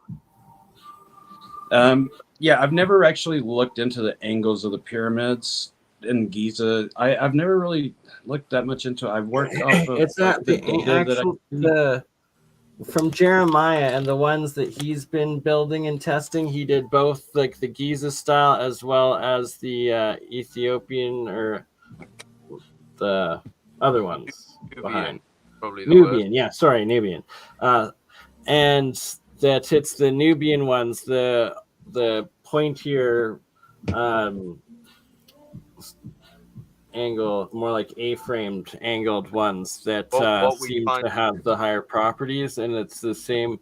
The Siberian or Russian scientists that we did find test out came out with the same results that you Dan, want the higher ones. that's the We'll have thing. to ask Jeremiah exactly what the angle is. He has it. This is the angle I've been working at for anti-gravity. And you'll notice that I have my barrier wires. Looks very similar to a lot of the coils we have right here too, in the back. I can go grab some. Yeah, It was that one. for, doesn't it? I could add something to this. My Adams motor, the offset with the reed switch in correlation with the coil, believe it or not, is at 23.5 degrees. And to my astonishment, I found out that the Earth's axis relative to the sun is 23.5 degrees. So is there some correlation with this? Is there anything relevant to that? I would say Maybe. so. So with this one, I work more conical shape, but I'm at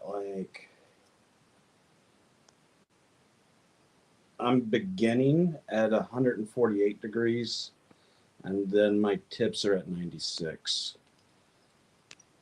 And so you got your centerpiece, and these are the same coils that are up here too.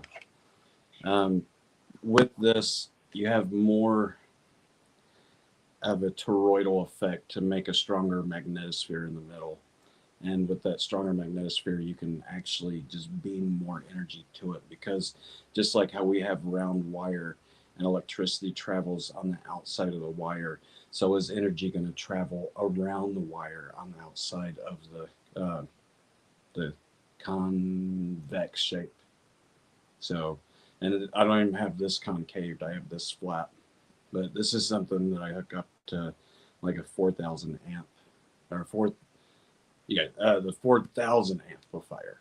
So that comes in vehicles and everything.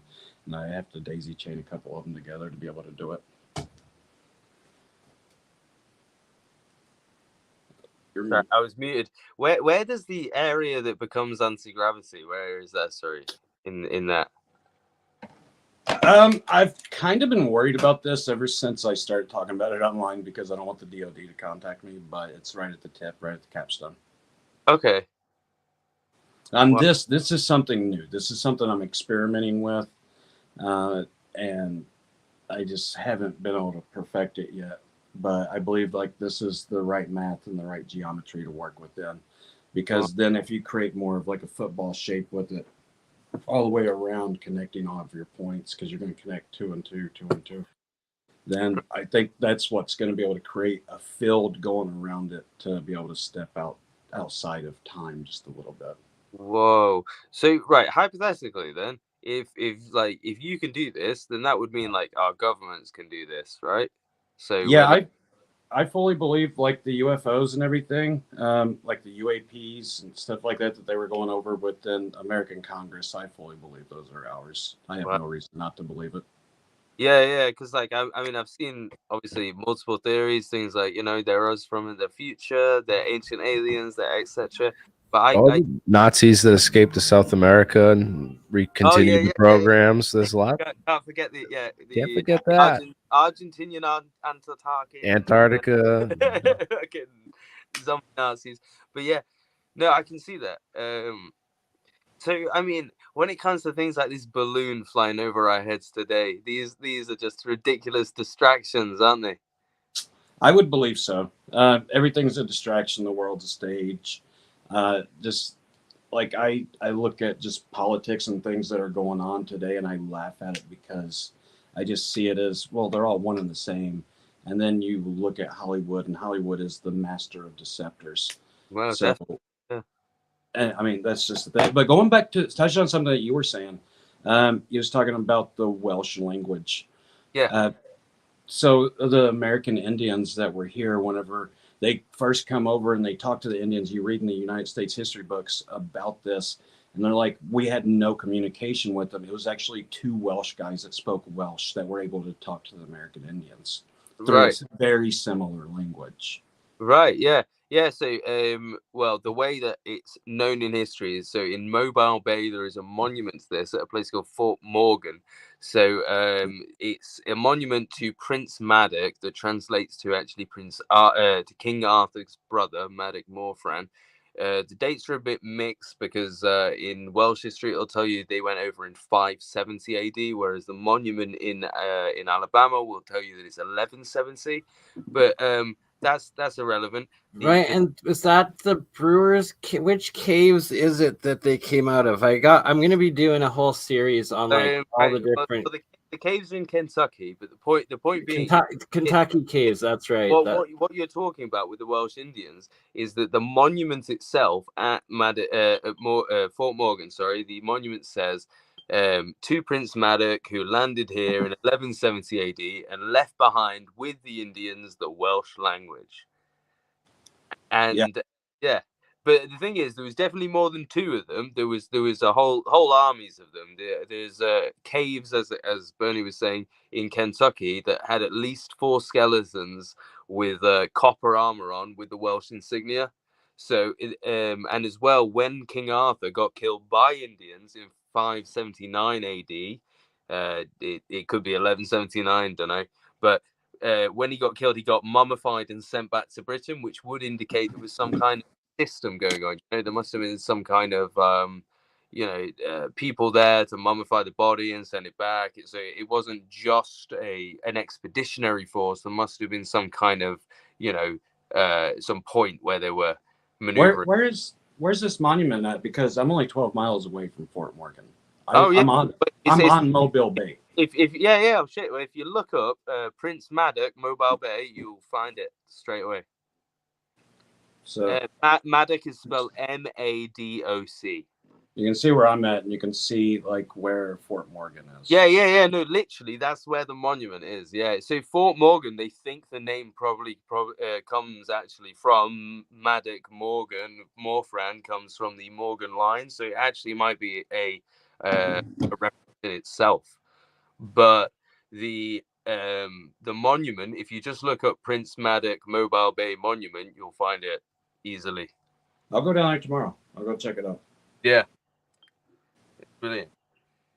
But yeah, I think the Welsh language actually definitely do. There's so many of these throughout the U.S., like Utah as well. I forgot that Kentucky's the King Arthur ones, and then there's the. Right, one second. I just wanted to ask: was the language you were talking about Colburn by any chance? Oh, I'm sorry. What? Yeah, was the language you were talking about that was similar to Welsh? Was it Colburn? I'm not really sure. I mean, I just remember in American history in like 6th grade, they were talking about the 2 Welshmen that were right. Yeah, because Colburn is supposed to be like the very basic language, similar to Etruscan, similar to Sanskrit, and they would used to inscribe it on sticks because it's very straight, so all the history would be kept on sticks. Okay, yeah.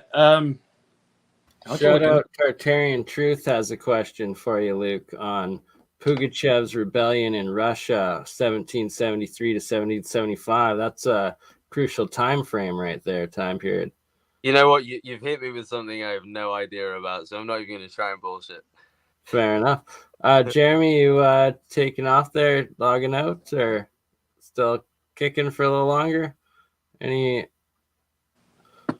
else to ask Mr. Rife? But I guess we're doing another full stream tomorrow. Yeah, so. We'll save some questions for tomorrow night. I am gonna dip out. I'm just listening to someone speak Welsh, so I'm like, is this ancient Egyptian sounded like? Oh, it's the least phonetic language out there also. You want to see the way they do it, search up cymroglyphics. So I think it's CYRMU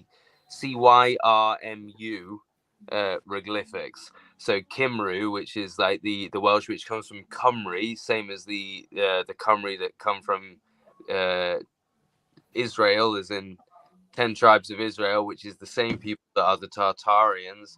So that could be a link there that Post some links in the private chat, man. I'm gonna jump out of here, man. What, Yeah, Jeremy? All right, Before I'm you coming. go, we'll see you tomorrow, and much love, everyone at Falcon Space there down at the shop with you. Nice. Jeremy, I'll send this to you and let you play around with it. Bro. Deposition machine. Hey, Mark, how's it going, brother? We got aluminum, bismuth, aluminum. Nice. That's a crucial combination. Go up to that one. I have been told I thought you by were gonna wipe the camera then. many Aluminum. well-placed individual, bismuth aluminum alloy is what you want. Try it. Nice. Cool, man. All right, I'm gonna go We'll see all get you some guys tomorrow. experiments and stuff done. I'll talk to you guys tomorrow. For sure. Peace out. See you later. Peace. Yeah. All right. I think Brittany might be joining here in a moment. Julia's as going to be well. I just posted the Mike. You still there, brother? Yeah, How's the I'm here. Faraday research, good sir. I'm just gonna step out quickly for my bad habit of having a smoke. Yeah, it's minus 21 right here in Toronto right now. So when I See, go it was for that smoke, 2 it's days like, ago here, and now it's oh, plus God. 10 degrees Celsius. We got a Chinook. It switched 30 degrees, and everything's melting. It's crazy. Oh my God. Yeah, we're supposed to go up to like +3 by Tuesday. So it's going to be like, yeah. I feel for you, my 26 Canadian brother. Oh, my body's aching right now. It's that cold. It hurts. I can't wait to get my Rife Coil to be able to start testing it out. Well, when I got up this morning, the wind chill was minus 36. So Hey, that yeah, hurts. That that's hurts. Celsius. It's no fun. No, not at all. Should I that's play probably- a video or anything in the meantime while I go out for a smoke? Or you guys got stuff to talk about? What would you like to do? We can just chat and talk. Yeah, we could chat. Yeah. Well, wasn't Mike going to show off one of his videos? And I so rudely interrupted. It's okay. No, it's just an update on what's happening. I got, so many things on order right now, so I'm just waiting for the parts to come in. I got some stuff coming in for my water machine. Oh, you fried your Variac though, right? Yeah, the Variac went poof. Actually, snap, crackle, pop. I still need a Variac or two for my experiments. Yeah, and then my 3D printer bit the big one. So So my 3D printer is out of commission, so I'm trying to raise funds for that. guys, I'm gonna It's kind of a rough week. Yeah. So The ups with the downs. what was that? The ups with the downs. You make a great discovery, but at the same time, equipment wears out. Yeah, well, you use it so much, and that Usually the printer way I it had goes, for about right? While using it, it 5 wears out. years. It breaks. Yeah, Brittany's joining in. Cool. All right. I'm gonna have a smoke. I'll be right back. All right, sounds good. Bernie, also before you go, I sent your tracking number just via Twitter just now. So it's sitting in Nice, thanks, Florida. brother. I appreciate that. I look forward to that. That's gonna be freaking awesome. So Yeah, the Brian. video here, I was showing. I was doing some load testing on how much my motor actually consumes. So I had a friend in the U.S. I gave him all the numbers, and it turns out my motor is only requiring about 0.433 watts, less than half a watt, and I'm running at 18-watt load. I've also hooked it up directly to a 1K ohm resistor and almost smoked that with only under a half a watt of power. So yeah, the results are getting more and more interesting as it goes. I got one more trick up my sleeve, and I'm leaving that for the new build. And if that goes good, it might actually run on its own without batteries. So yeah, we'll see how that turns out. It's a lot of work to build this new one, so I got a lot of plans. I got parts on order. It's just a lot of little stuff's got to get done first. So, Do you mind if I ask what you're building the motor for?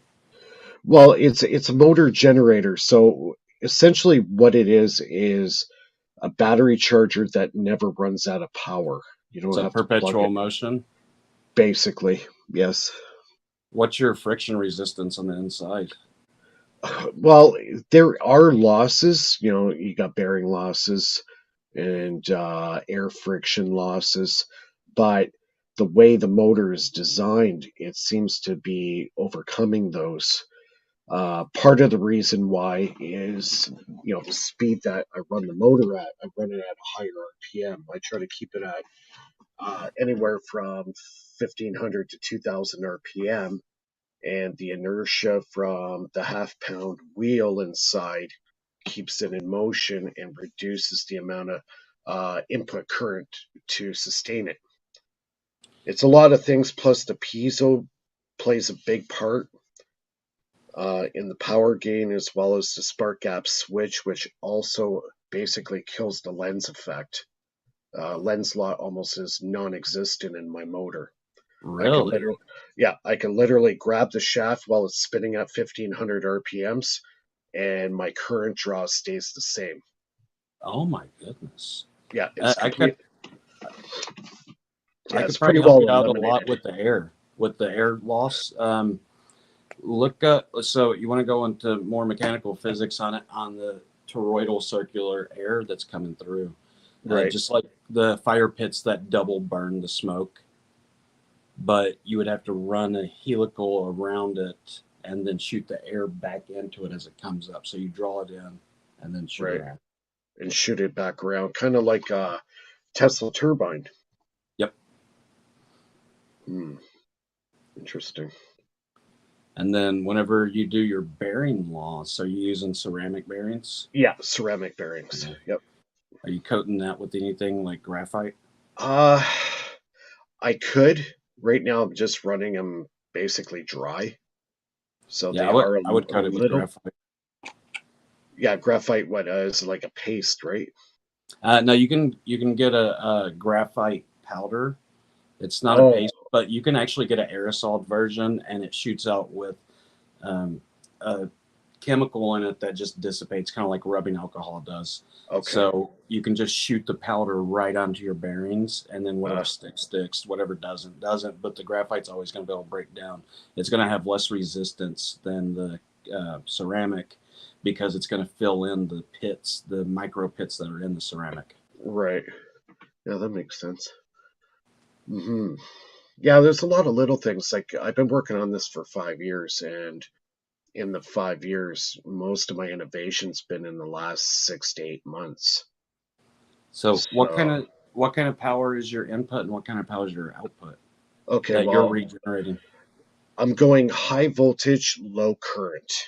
Okay. So, the higher it seems like it's running on a similar principle of like the Newman motor.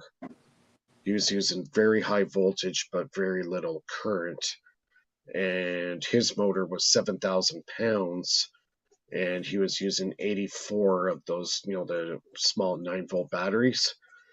Hooked him up in parallel to make 460 volts at 50 milliamps, and he was rotating a 7,000 pound rotor. So it seems like the more potential I put in, the less current I need to actually run it. Because current and potential are essentially the same thing. Yeah. So if you got high voltage, you got current. If you have current, you can create electromagnetism, right? Yeah. And if you got electromagnetism, you create now back EMF, which is electromotive force. If you have electromotive force, you can do work.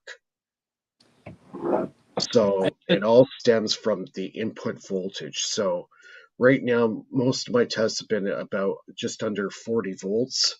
I like to get it to about 60, and my performance should improve. So the coil I'm using is 24 gauge, and it's about 1.5 pounds. So the new coil is going to be 2 pounds with 24 gauge wire, iron core. I'm using, I like to get the soft steel buckshots, the small ones, and then put that into a tube, put in, well, you actually have to coat them with silicone spray so they're isolated. After that's done, you put it into a forming tube and put epoxy in it. And apparently that is the best motor coil you could actually do. That's what I plan to do. So I want to be able to help your electrical output to be able to recharge. And that's another thing I've been doing with these coils. So this is a neodymium magnet. And whenever I do my north and south, and like I'm running low friction on this because it's so tight. I have to build a bigger one. But I mean, it's the perfect size, and then I'll strap it to a drill, and I'm getting super high voltage out of it. Now, have you tried hooking up a piezo transducer to your circuit? I haven't. Yeah, that's where I'm getting a lot of power gain. I'm finding the second I hook up the piezo transducer, I have a 60 kilohertz, 40 watt piezo. And the second I hooked that up to my circuit, my coil just went into resonance like instantaneously, and the power voltage just went through the roof. That makes huge difference. You can pick them up for like $25-$30 on Amazon. Yeah, I'll order some tomorrow. I'll hook that up.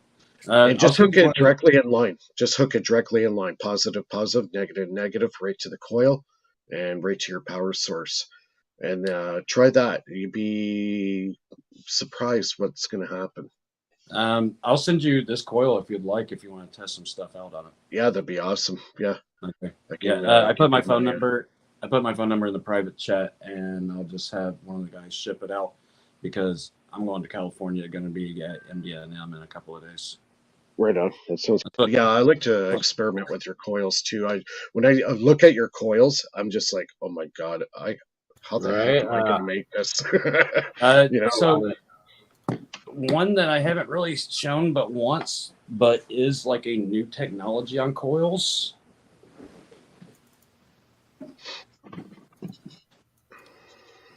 Oh my god. I love it. How the hell am I going to make that? How about I just 3D printer? Yeah, that would be easier. There you go. You don't even need to worry about it. It's coming to you.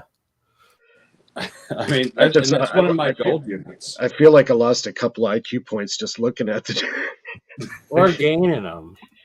Or gaining. I don't know. I'm having a drink right now, so I think I'm losing a few. Yeah, just whenever you get it, hook it up, and I'll tell you how to hook it up. We'll get those those IQ points back for you, because that's literally my gold my gold rifle machine, gold level. Exactly. Awesome. The key. Growing. Yeah, it's something. Cells. You know what? I'm seeing so many things with the piezo, with the coil. I haven't been able to figure it out really. And I got the idea from I'm part of a news group of these old school engineers. One of them's named Norman Wutan, and he came up with a device back in 1992. It was called the MRA device. So he used a ceramic titanate piezo transducer hooked up to a very poorly designed coil, 1-to-1 ratio. And he was getting an 18-to-1 gain. And he actually had it sent to about 5 or 6 different universities throughout the U.S. One of them was Georgia Tech. And they signed off that it was doing 18-to-1 power gain. So he was going to get the funding for it, but they said first you have to get a patent. Well, needless to say, that didn't go over too good with the patent office, and they seized it on him. So basically, it's in a black drawer in the U.S. Patent Office for the last 30 years. So, and I have direct contact with him. I could actually email this guy at any given time, and he's been extremely helpful. I think he's in his mid to late 70s now. He's getting up there in the age. So, but he's incredibly knowledgeable, this guy, when it comes to harmonics in circuits. Yeah, get me in touch with them, and maybe we can. All Yeah, get together and do something. you might want to look up. He did a conference at Tesla Tech. His name is Norman Wutan. Okay. If you look him up, and he did a conference in Tesla Tech. I think it was, oh God, it's going back probably around. Do you mind? Are you able early to 2000s? post the spelling of that, Mike, in the private chat, and I'll look it up on the Tesla Tech channel? Or Yeah, sure. Okay, hold on. So the girl in Well, Arizona, the Brittany. Hi, Brittany.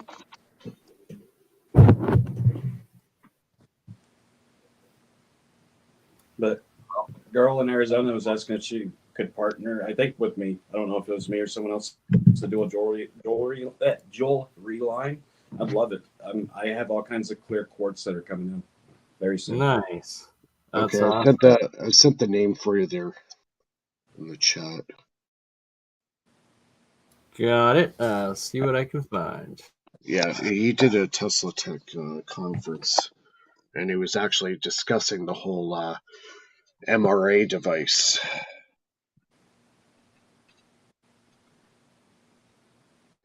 It's really good, really knowledgeable guy.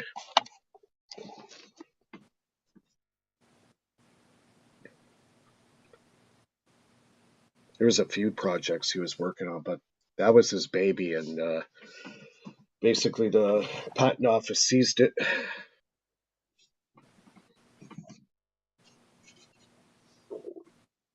Yeah, generally, patents are not what you want for this kind of technology. No, that's the last thing you want to do is patent it.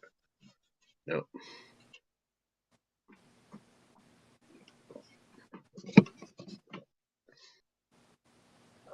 Any luck, Bernie? No, not at all. Hold Not at all. You know what? Bear with me. I'm going to try to find it. Nice. I think I have it in my favorites somewhere.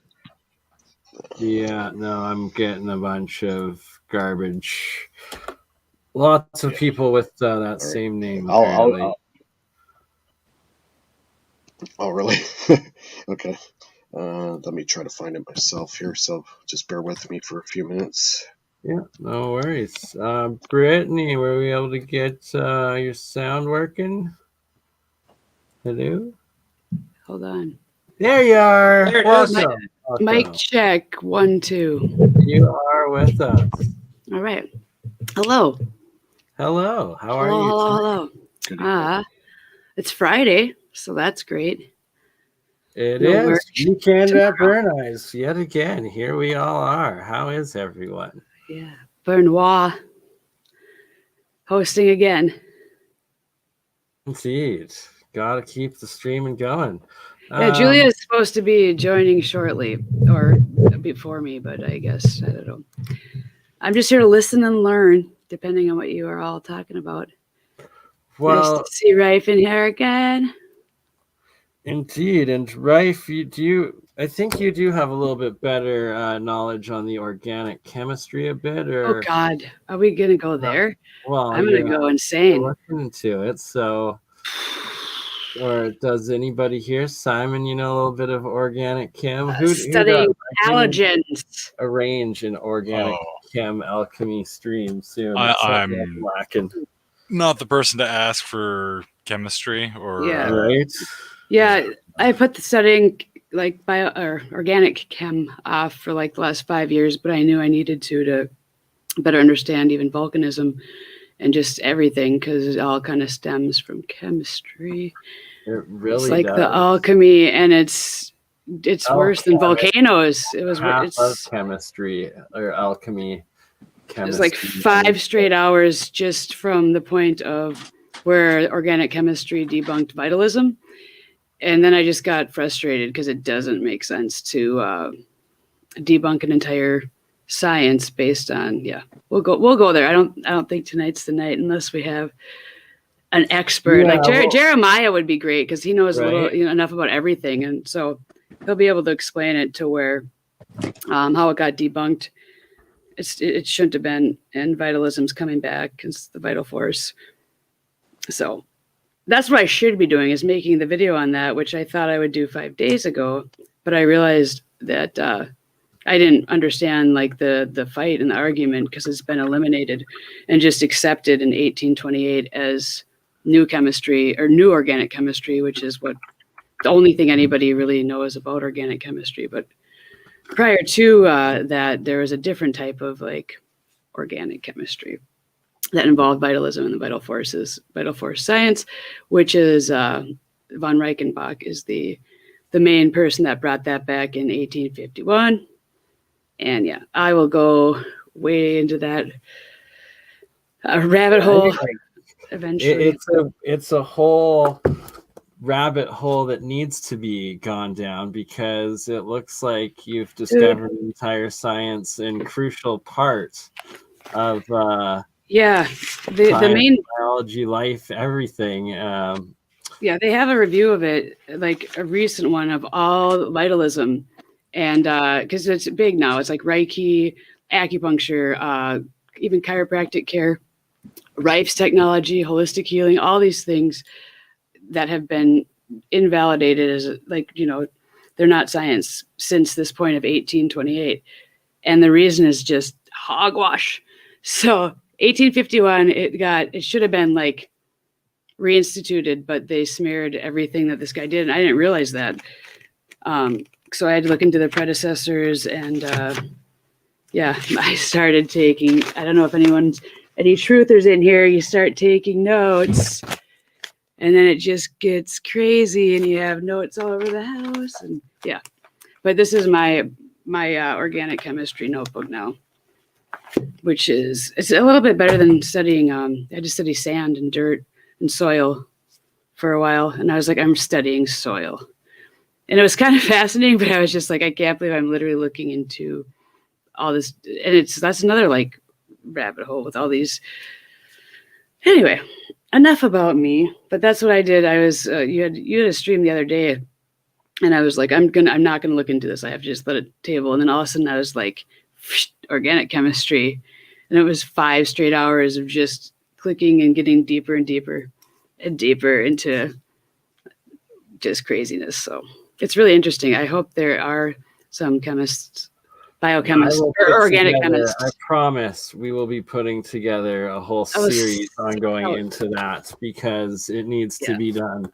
And good deal. Yeah, I can't make the video. I have to have an introduction. We'll put it together. I have this von Reichenbach video like pre-made that I'm so excited to do. But I have to get the beginning right. I have to be able to explain this whole vitalism thing, and I can't do it yet. Even like biologists, microbiologists would be able to probably help too. Should talk to my sister. So we'll see. Yeah, she's microbio undergrad. She's a pharmacist, so I can talk to her about certain things. Into the bio aspects. My mom surprised me with this book today. It is by Arthur Faram of the Faram Foundation. For those that follow this channel for a while and know of all the episodes I've done with the Faram Foundation and his geoglyphology, it's the guy who does the Yanaguni structures, Bosnian pyramids, and the Badland Guardians that I'm going to be going and checking out this spring. So I've got his full book now, and all the notes and explanations.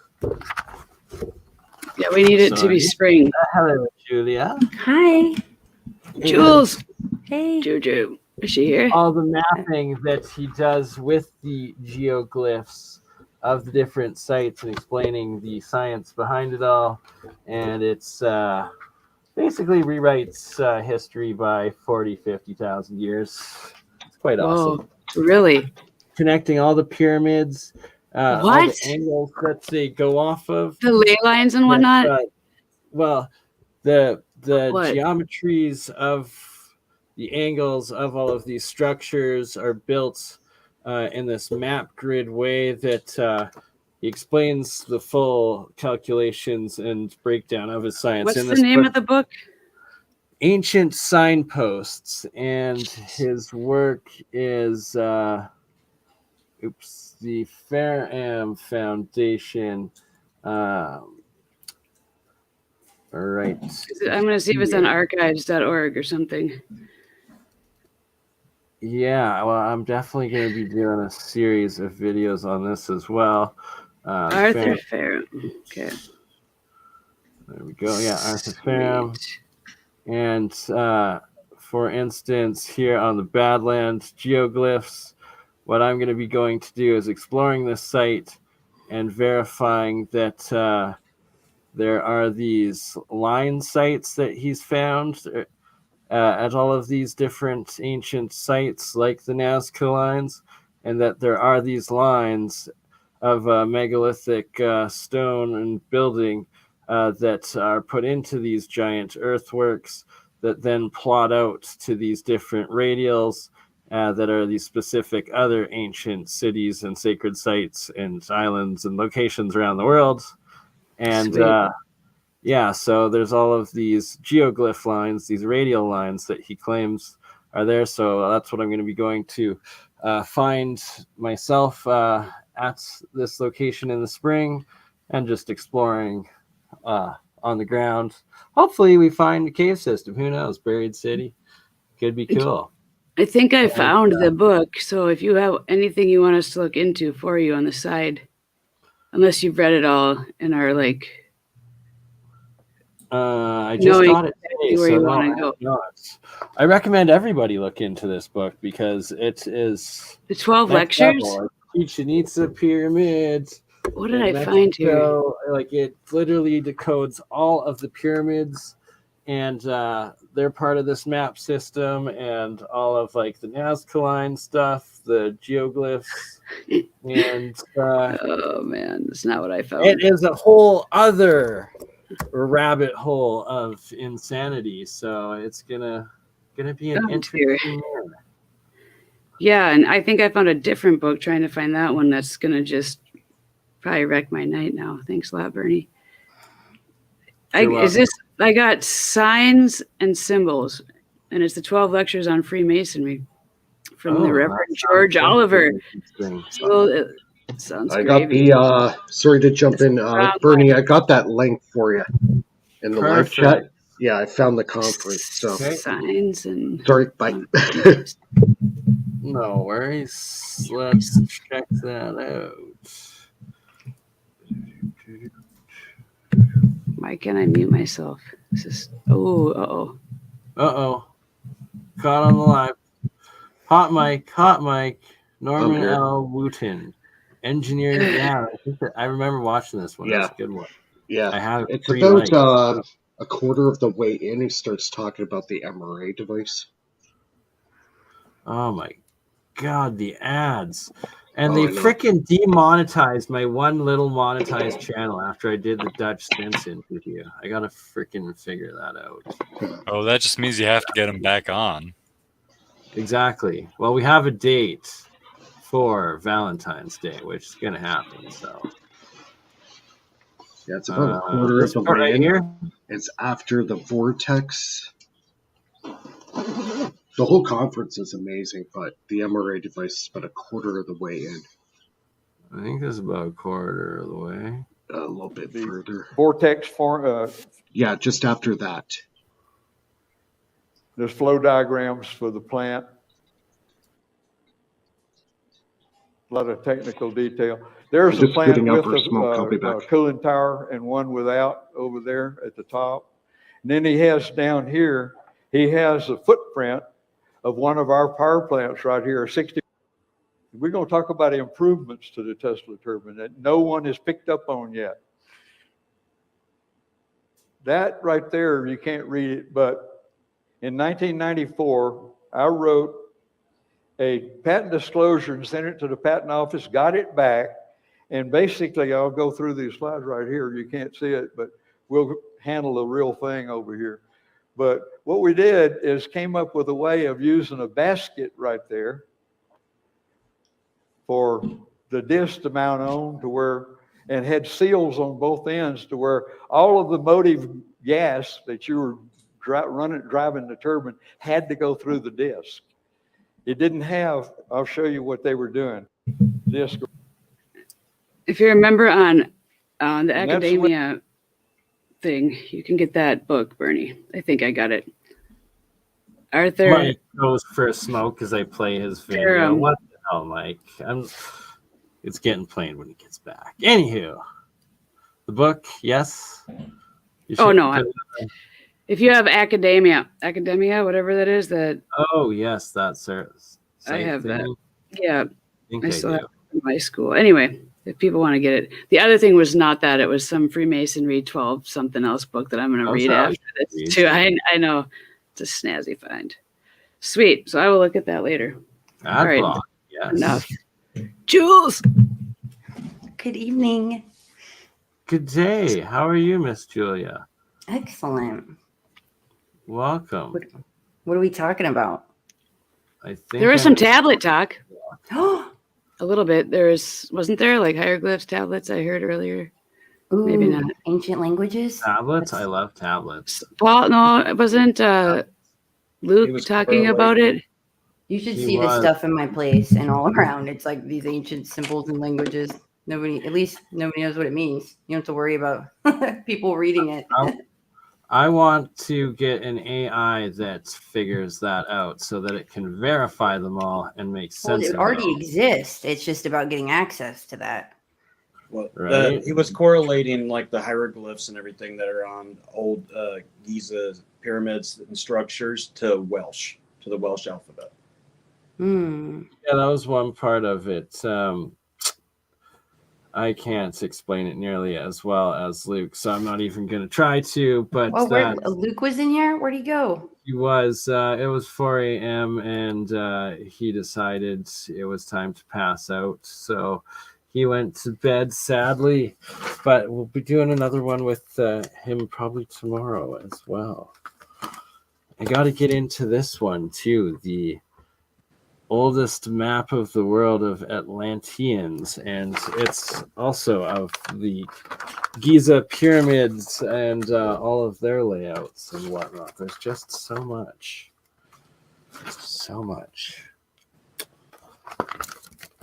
Do you have any questions for Mr. Rife while he is here?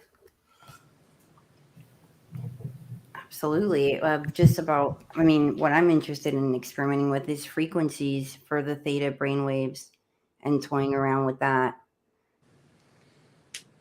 Yeah, and we're going to do some of that. For anybody that doesn't know, the MD&M show, Medical Device and Manufacturing, that's going to be set up February 6th through the 9th at Anaheim Convention Center, Anaheim, California.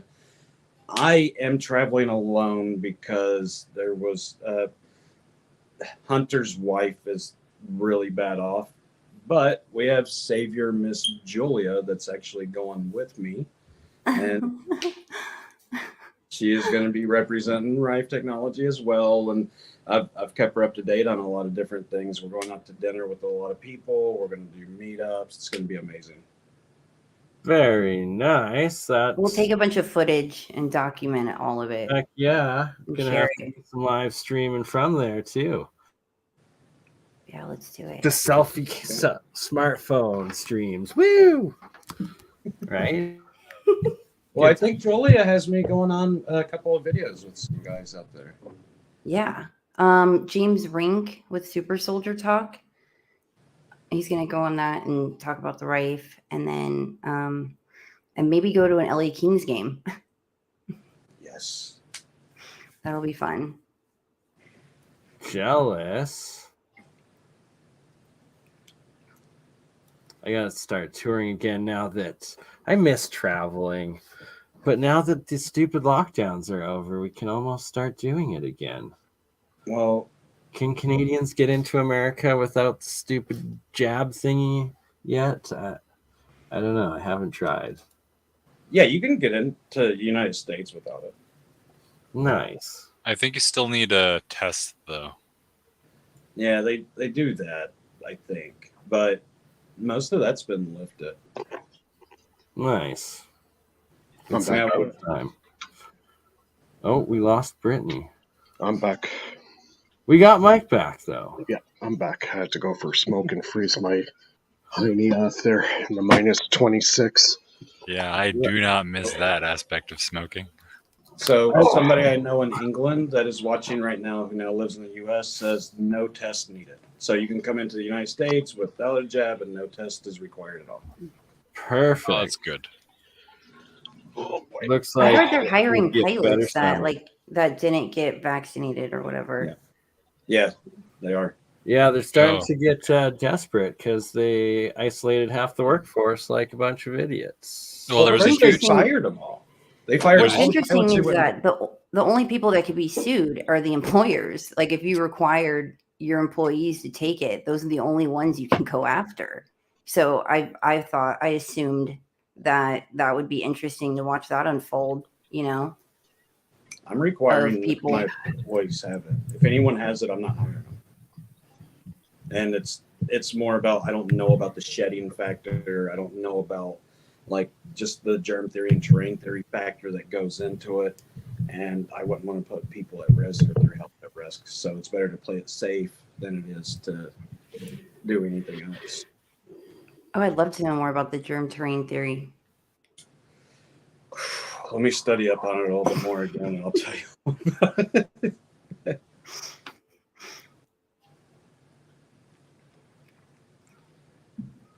Oh, it says, she said, I'm an HR director at a national hospital. You don't need the jab, but if you don't have a jab, you have to get tested weekly. Well, as long as the test doesn't get you sick, I'm okay with that. Well, it's not exactly pleasant to have something jabbed up your nose either. This is true, right? I suppose I'll survive. Better could be than worse. the other one. Yeah, exactly. Yeah. All right. Driving to America. Or maybe I should just take a balloon over to America. Fuck, Jeremy left without giving me an answer. Where are you going? What do you guys think that is? What's going on? Do they have crazy freaking hypersonic entry vehicles up there? I see. It looks like it's got like several solar fractal arrays, like getting juice on it, powering something. Like, what the hell is it? Well, they have to send and receive signals from a pretty long distance, right? So they're going to need a pretty beefy antenna for that. And apparently there's multiple of them now. Like, It's probably beaming I think it's beaming the signals right to one of their satellites and then ricocheting from the satellite back to China. Apparently there's 3 of them that they've found so far. Oh, One these in spy the balloons? US, Is that what you're one talking in about? Canada, and one for South That America. our military missed. Oh yeah, I'm sure. Yeah. Likely story. Just like they missed those airplanes a while back. Our military, we pay so much, and they just miss all these things, and it's just crazy. How that right? happens. Like, It's just nuts. and why haven't they shot them down? Like, why don't you That's use one of interesting. your supposed lasers or something? Like, be like, balloon, take that. Pew pew. Use a drone. They could send a drone to take it out if they course. really wanted to. Fly a It's drone bizarre. right through it. And poof. But Balloons everybody's pop freaking up. out now. Yep. I just heard people buzzing about it all day. It's funny. Anyway, how far are you, Burn, from the Midwest? Like you're in Canada, right? I'm in What part of Alberta. Canada? I'm on the east side of the Rocky Mountains in Canada's southwest. One province over from the Pacific. Let me Coast. see how far it is. Right by Montana.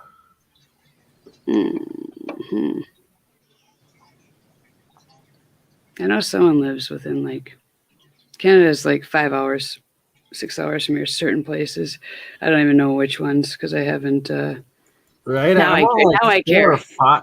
Like the amount of stuff those balloons are carrying. Like I want like 3 or 4 of them, and you can straight up have a crazy airship. Well, they say they're the size of 3 school buses, so they're pretty large. What? Yeah. Man, I want one of them. Legitimate ballooning to America. That'd be a show. Ballooning to America. I don't trust hot air balloons. My God. If there's like a breeze, no, you run out of like whatever gas you're using. That's like, I have like nightmares about that. I want to go, but I would just be like, let's go up a little bit around and then come on down. I feel like I wouldn't have enough control over my balloon. So you'd feel more comfortable in a helicopter, a machine that's like desperately trying to shake itself apart? No, not a helicopter. I just want a platform that levitates. That's like a drone. I want to stand on that, have my feet strapped into it, and be able to just go up and over. I don't know. I feel like if that exists, that would be safer than having a balloon attached to something. Or like There's a guy that already has that, and he had to get a pilot's license to do it. He straps right into it, and he'll go right down over top of streets. Like I've seen the military ones that have those little like wrist propulsions that look like they're like $49.99, and you can buy them for your kids at Kohl's at Christmas time. Lawn chair but he's like flying around, and he's landing places, and he's like racing people around the racetrack, and I'm like, okay, that's all I want. Not even that high tech, just to go up a little bit higher and see the neighborhood. Yeah, this guy looks like Silver Surfer whenever he's flying on it. Yeah, that's that one anime that I like. There's a girl, she has this like hoverboard that she flies around. That's my favorite. I saw it. I want one of those. It's like she puts it out pocket, throws it up, and just gets to fly everywhere. That's like the Victor one, Bernie. What was his name? Victor Schauberg? I think Victor Grebetikov, what little platform one where he's like, "Beep." Supposedly Tesla had one too. But Victor Schauberg, I believe, had a vortex-based one, the Honeyboos. I think his engine was ultimately responsible for. We had them in the 80s. They're just gigantic boat-looking things that were boat and land, and they never like went anywhere. Kind of like those, those hovercrafts are great. There are some, I think they were ducted fan models that they were testing, but you'd have a soldier standing on it, and he'd have his rifle, and he'd shoot, and then the recoil of the rifle would make the whole thing move backwards, so it wasn't very practical. I'm not going to be shooting on it. I just want to fly around on it. Right, but you're not the U.S. military. I know. But I have the schematics for the actual hoverboard. I bought the... Just give us these flying devices. I have the blueprints, though. I should send them to one of you guys, because it's like I bought these blueprints for this I think it was 70s to 80s, and it's the big, it looks like a bumper boat, kind of, if you've ever gone bumper boating. It's like bumper cars. Yeah. Okay. So it looks like that, and then it literally is like air, but it only goes so high off the ground, So there you go, they existed. Definitely send to Jeremiah first. Word. How are his plants growing? I haven't has he been back since he was coiling those dead plants and showing cell growth? No. The root structures? No. I have not seen since, but I have talked to him. I got to get an update with him. Yeah, I think you just have to let him do his thing, and then he just magically appears at the right moment. Indeed. Yeah. I'm asking about him. There, he appears. I want to see. He should have a little camera on him every day, like they did for those baby eaglets. And I want Jeremiah's plant on a camera. Plants. He's got. If anyone hasn't seen, he had these coils, and he took. I don't know what the herb was, but it was in an organic pack, from. Co-op that you're going to eat. Oregano. It looks like just cut oregano that had been in the store for several days, who knows, a week. And then he just put these coils around it in water, and then root structures grew. It's pretty gnarly. Yeah, like crazy. It's pretty awesome. And we're going to get the coils on the bed under our, and then I don't want to grow to be a giant. I just want cellular regrowth. Let's do hair regrowth.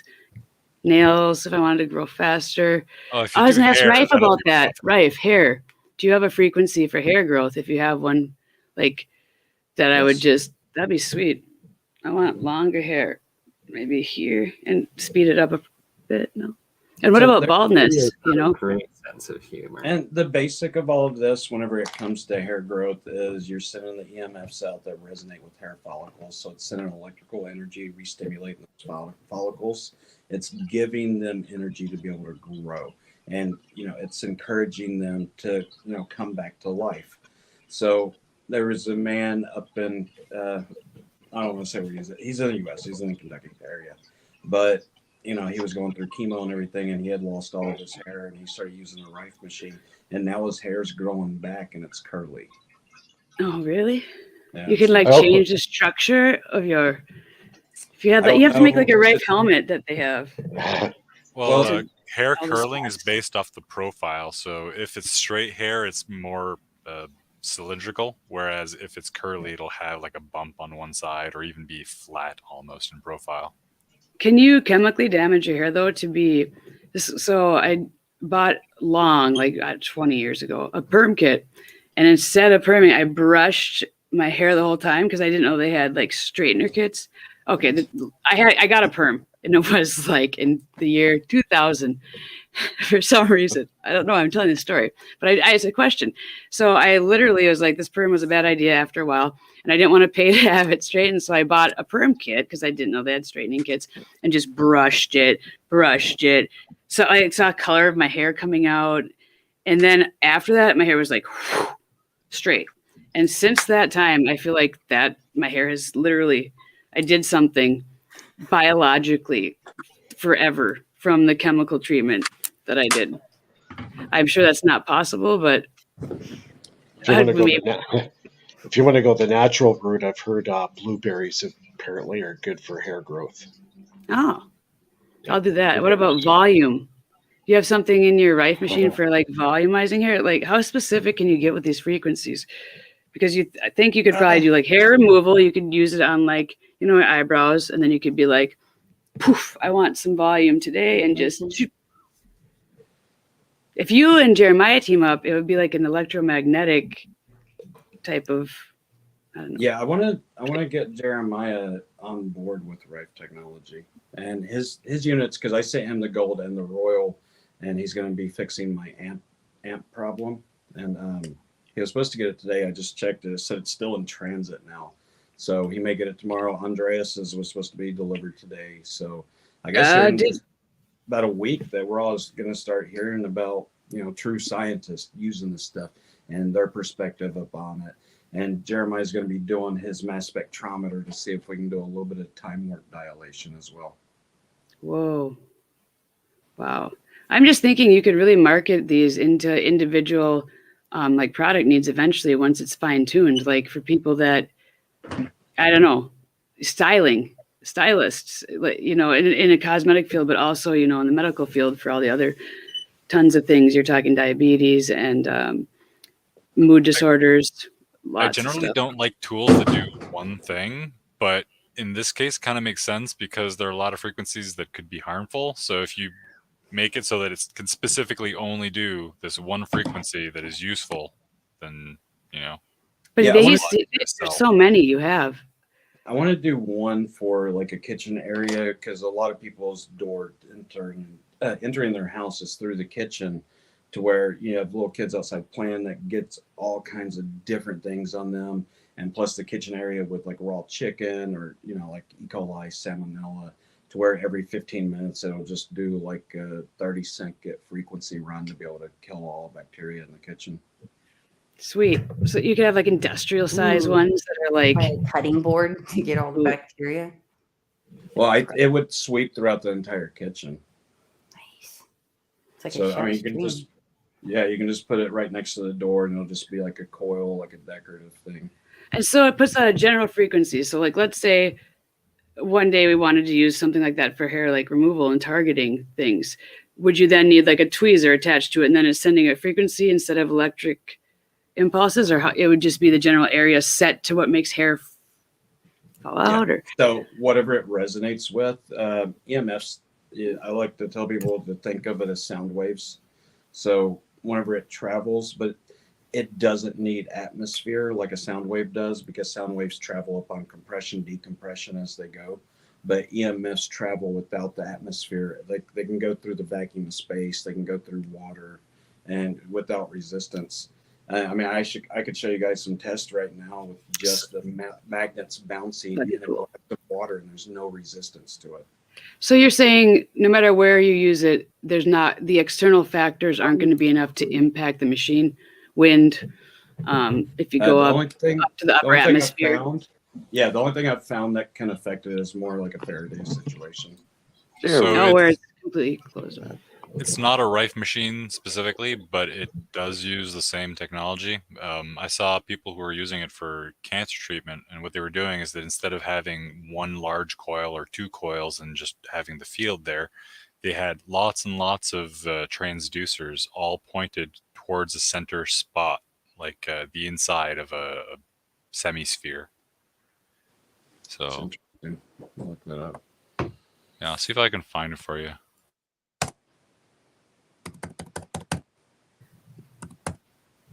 What is Simon's background? You were on another time, and I've seen you join shows, but I never catch the beginning or end to hear your background and if you have a channel or what. Sorry. No, so I'm just a weirdo. Okay, same. Okay, we all fit in. Great. I do CAD stuff, so 3D models. Oh, cool. Yeah, that's why I've been pestering Matthew for the higher resolution. 3D printing, or I do have a printer, but I don't use it as much as I like to. Honestly, it's just a question of I don't want to like put too much wear and tear on it for like I don't know little statuettes or something. I want to keep it for the actual like functional parts. So how are you making your models, or what? Like, you're just by hand? No, I use CAD software. So mostly, it's like digital. Yeah, thing. So SolidWorks, Fusion 360, stuff like that is the kind of stuff I use. Yeah, so I use Fusion.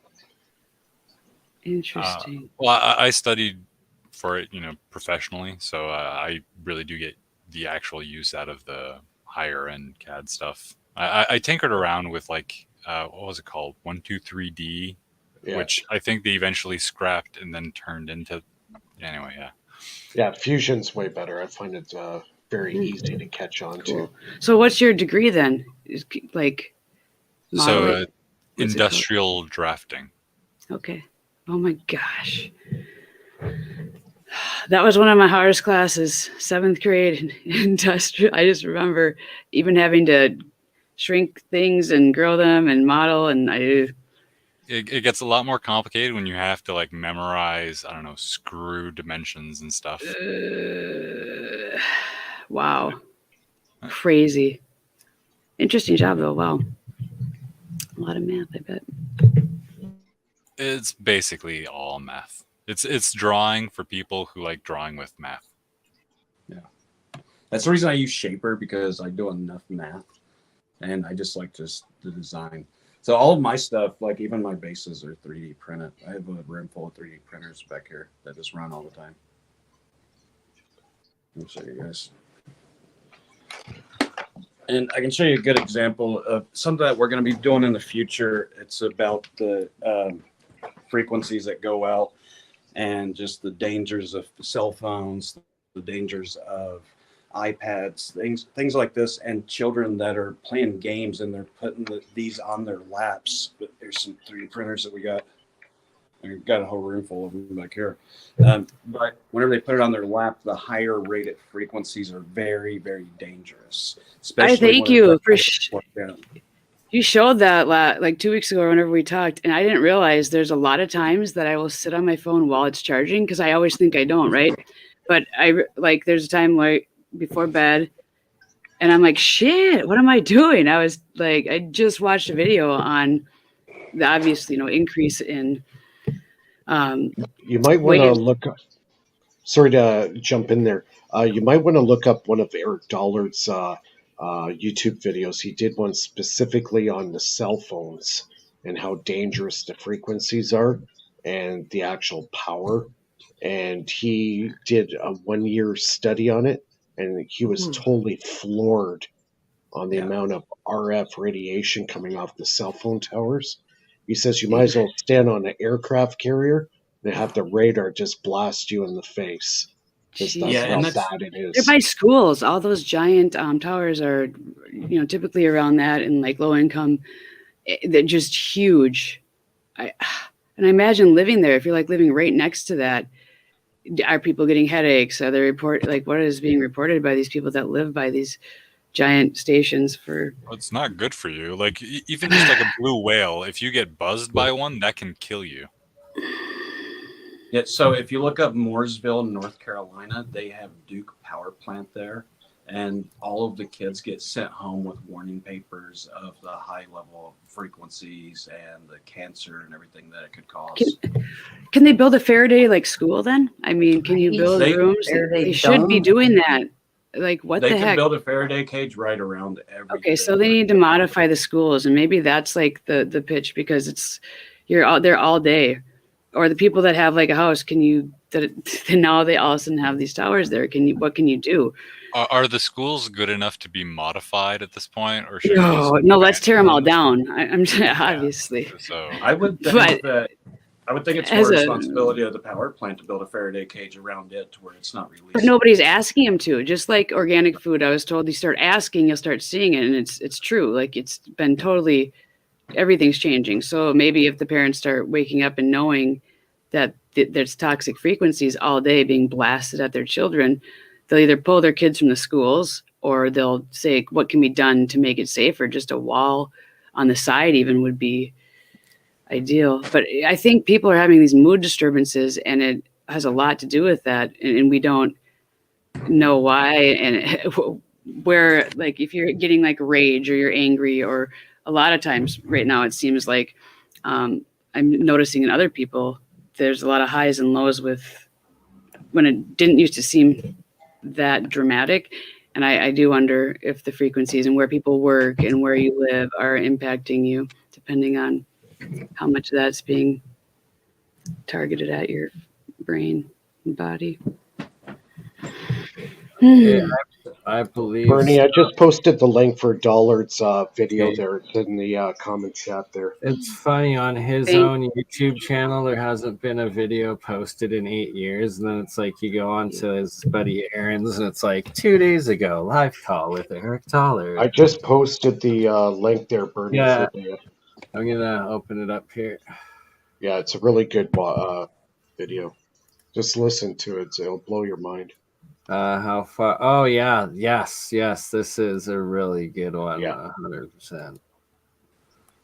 We should revisit the naval studies too in the 70s on the early 5G. It wasn't 5G, and the EMFs and what happened to them and their organs and sterility, because they have some early data on frequencies not as toxic as today's that we could not expose, maybe not on this channel. Never mind. We'll never talk about any of the secretive studies. So that's just the oh wait, is that backwards for everybody? I can turn this. Let me see. There we go. That's nuts. I'm excited to watch that. Microwave sites, even the Navy. The average iPhone user you're standing out on the street. Thank you, Faraday, for sharing that link. Okay, you might as well be on the deck of an aircraft carrier. Highlighting that. Can you guys hear it decently? It's pretty low. Right now. Oh, you're playing it? I might mute myself. You're looking at a silly phone tower. You're getting 1,000 watts of RF right in the face, right through your front window, lighting up your whole living room. Just like there was a ship radar about 1 mile out, sweeping through your house. Except it's not pulsed, which actually makes it worse. The pulses are so short they can't really do a lot of damage, but this is continuous wave. This treacherous amount of RF power. I couldn't when I first see. There was some guy that was getting sick from all this stuff. He was rich and he was getting sick from this stuff in Redwood City, and he couldn't find anybody. He just paid PG&E $500,000 to put the substation feeders underground because they were giving him this horrible rheumatism. And then when they did that, $450,000, afterwards, it made it worse. So he realized that this is, that was a disaster. He spent, a big part of his fortune. He told, well, we'll just put the lines underground, and it made it worse. Well, now it was time to find somebody that really knew what was going on. There's only one guy. It took him a while, but he found me. Okay, and the first thing he did, when I met him face to face, was he reached in his wallet, he pulled out $3 $100 bills and handed them to me. He told me he's going to pay me $100 an hour to find out why all this stuff is making him sick. That's just after they bulldozed Camp David. And I was like, insane and destitute and the whole thing, and trying to juggle what cars I had around on the street.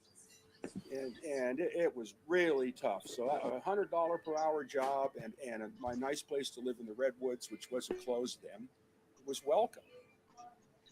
4 hours a day, and then the rest of the days I'm out hiking around in the Redwoods. It's great. $400 in my pocket every day. And he bought all the equipment. A lot of equipment. So helped me build the station at Landers. And I could keep all the equipment. And what I learned there was flabbergasting. I could write a whole book about it. Of all the RF interference, from improperly operating AM radio stations to the 5,000 or 10,000 watts coming out of these cellular telephone repeaters. I never expected the power was that high. All kinds of stray power line currents. There was enough I could light a small light bulb off a ground rod. He was like in some vortex of just electromagnetic hell. See, at first I thought he was a hypochondriac, and I really didn't want to get involved with him. Because I could see this problem was his body was so out of balance. That's what made him sensitive to all this stuff. So I did experiments to see if he was really sensitive. First to 60 cycle, magnetic fields. And I put him I built like a big Navy degaussing coil thing, like for a minesweeper or something, out of telephone cable, and sat him in a chair in it. And then I would take, the 60 cycle currents and have various magnetic fields directed, or sometimes I'd have no magnetic field. It'd be turned off. And ask, do you feel that? Do you feel that? Do you feel that? And you feel that. And the guy had a remarkable sensitivity to low frequency magnetic fields. And it was consistent with my own observations in my own body. This causes rheumatic pain in the bones and the joints.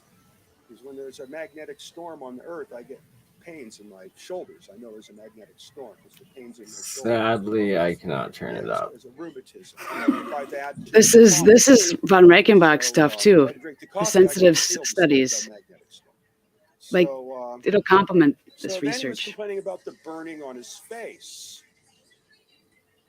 So I got the spectrum analyzers to see what, the radiation density was between, like 800 megacycles and 1200 megacycles, the silly-foam band. And the power level was just mind-boggling. And that's what was burning his face. It was just, radar level RF power. As soon as you open the back door, it's going right through the walls of his building. He had to chicken wire the whole inside of the building and had to come up with a special ground system. And then there was something else that was making him weak all the time. So I did a whole analysis of the AM broadcast band with this guy named Bill Gabbard. And he runs all these horrible RF pollution radio and TV stations in San Francisco. So he bought one station on AM station out there in Redwood City on 1050. And then wasn't doing any band limiting or any of this stuff. And the station was like jamming out, the AM band, 20 kilocycles on both sides, all the way into Los Angeles from Redwood City. So I analyzed all this with the equipment, and they were operating like a spark gap transmitter with that lousy digital, pump and slap music, no filters, going into a digital modulator, and it was just putting out this spectrum of pulses, and it got into the telephone cables and power lines and was just wave guided right through Redwood City. And it just lit his building up. They got in all the telephone cables and the conduits and the whole deal. Just lit his building up. And finally, I told them, the best thing you can do is either you can spend $1 million building yourself a radio frequency bunker or move. Then the silly phone companies or whatever got into his employees, and they started vandalizing my car and screwing with my tools and all that. So I was going to have to beat somebody's brains out. So that was the end of that. $1,000 and let me take all my equipment down. Good old blunt that was a dollars. 6-month learning experience. RF pollution. Don't beat any brains out On now. top of my radish seed experiments in high school. Now, let's go out to the hole. Wow. Let's go out. I feel ya, bro. Let's go out to I the just hole. refaced myself as him wearing that outfit like last week for my video that I'm doing. So it was really funny to see that that outfit Right, again. I'm sorry, I can't. I Little cap. don't want to risk playing a BBC related link. They copyright stuff. so funny. Yeah, but you can show it, and it talks about the water, and it's the radiation in the water around Asheville, North Carolina, that Aaron Brockovich was actually investigating for the cancers and everything. So you should be able to pull up the article and show it because it does go throughout a dialogue. And that's something. It looked like it had like a little mini YouTube player thingy in it, mixed in like on the page, and I don't want to risk it because the algorithm things are so whack, and like how they copyright strike stuff. Everybody, I got a jet for the night. Yeah, for sure, brother. I've been up Question. And night. Good to see you, Wayne. Well, then I was gonna ask, should we all be wearing like silver sheath like hats then, like my cap I wore that one night? I'm not tinfoil. I'm like talking silver cloth. Gold, silver. I have the silver cloth hat. I have it. I feel like I should put it on every time we talk about this. Well, this is what we're doing is we're taking this, and this is a Faraday material. It's not really a Faraday material. This is the same stuff that they put in for continuity in the gloves for whenever you touch your phone screen. And that's what I've been playing around with. Now, I showed it earlier with the RF meter because I had sewn our logo into this as a test run today.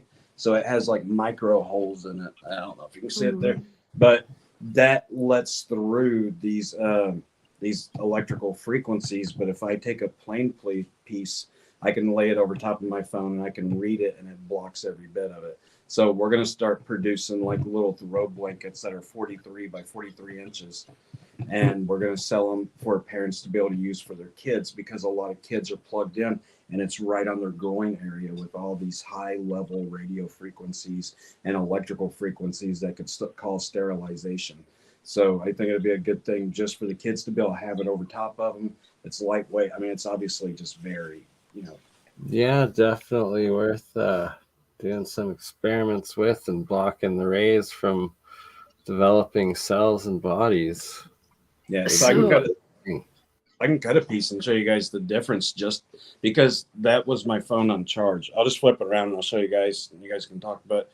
I'll show you without it, and then I'll show you with it on there, just the difference it makes. Okay, I'm going to check, guys. Have a good night. Yeah, for sure, Mike. Chat Thanks for soon. joining us. Mike. Have a good weekend, brother. Good to see you. Good night, Mike. Yeah, take care.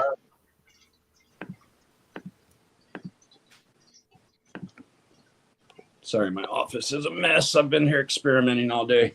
That's to be expected. It means you're at work, right? Like, it's always a million experiments, developments, actions on builds on the go, right?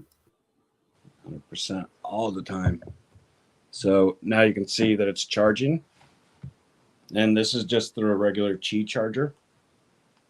So I'll turn this on, and I'm putting it on electric. Oops. I mean, that's extremely high. Extremely high. So this is what's going into kids whenever they have their iPad or anything plugged in and it's on their lap. I think it was Disney that designed a room where every single wall and the floor and everything was all this kind of charger, so that no matter which direction you were facing, your phone was charging. Yeah, and I can do that, but that's horrible. I mean, honestly, because it's hitting everything, and it's just resonant frequency through it. Oops. So you can see with the cloth that we're going down to this. Nice. Oh, that's rad. Right here, this is real science. Yeah, that's awesome. I want one. Can I buy a model like soon? We got to find a seamstress. Then whenever I remove it, I know a seamstress. I kind of do know a couple too. That you know what you need to make though? Underwear. Yeah. Underwear and keep the sports bras. testes and the ovaries safe. So you'd have to make some high female underwear. Shout out Ryan Fields. So like Ryan Fields. and bras for like breast cancer. Who knows what's going on with this?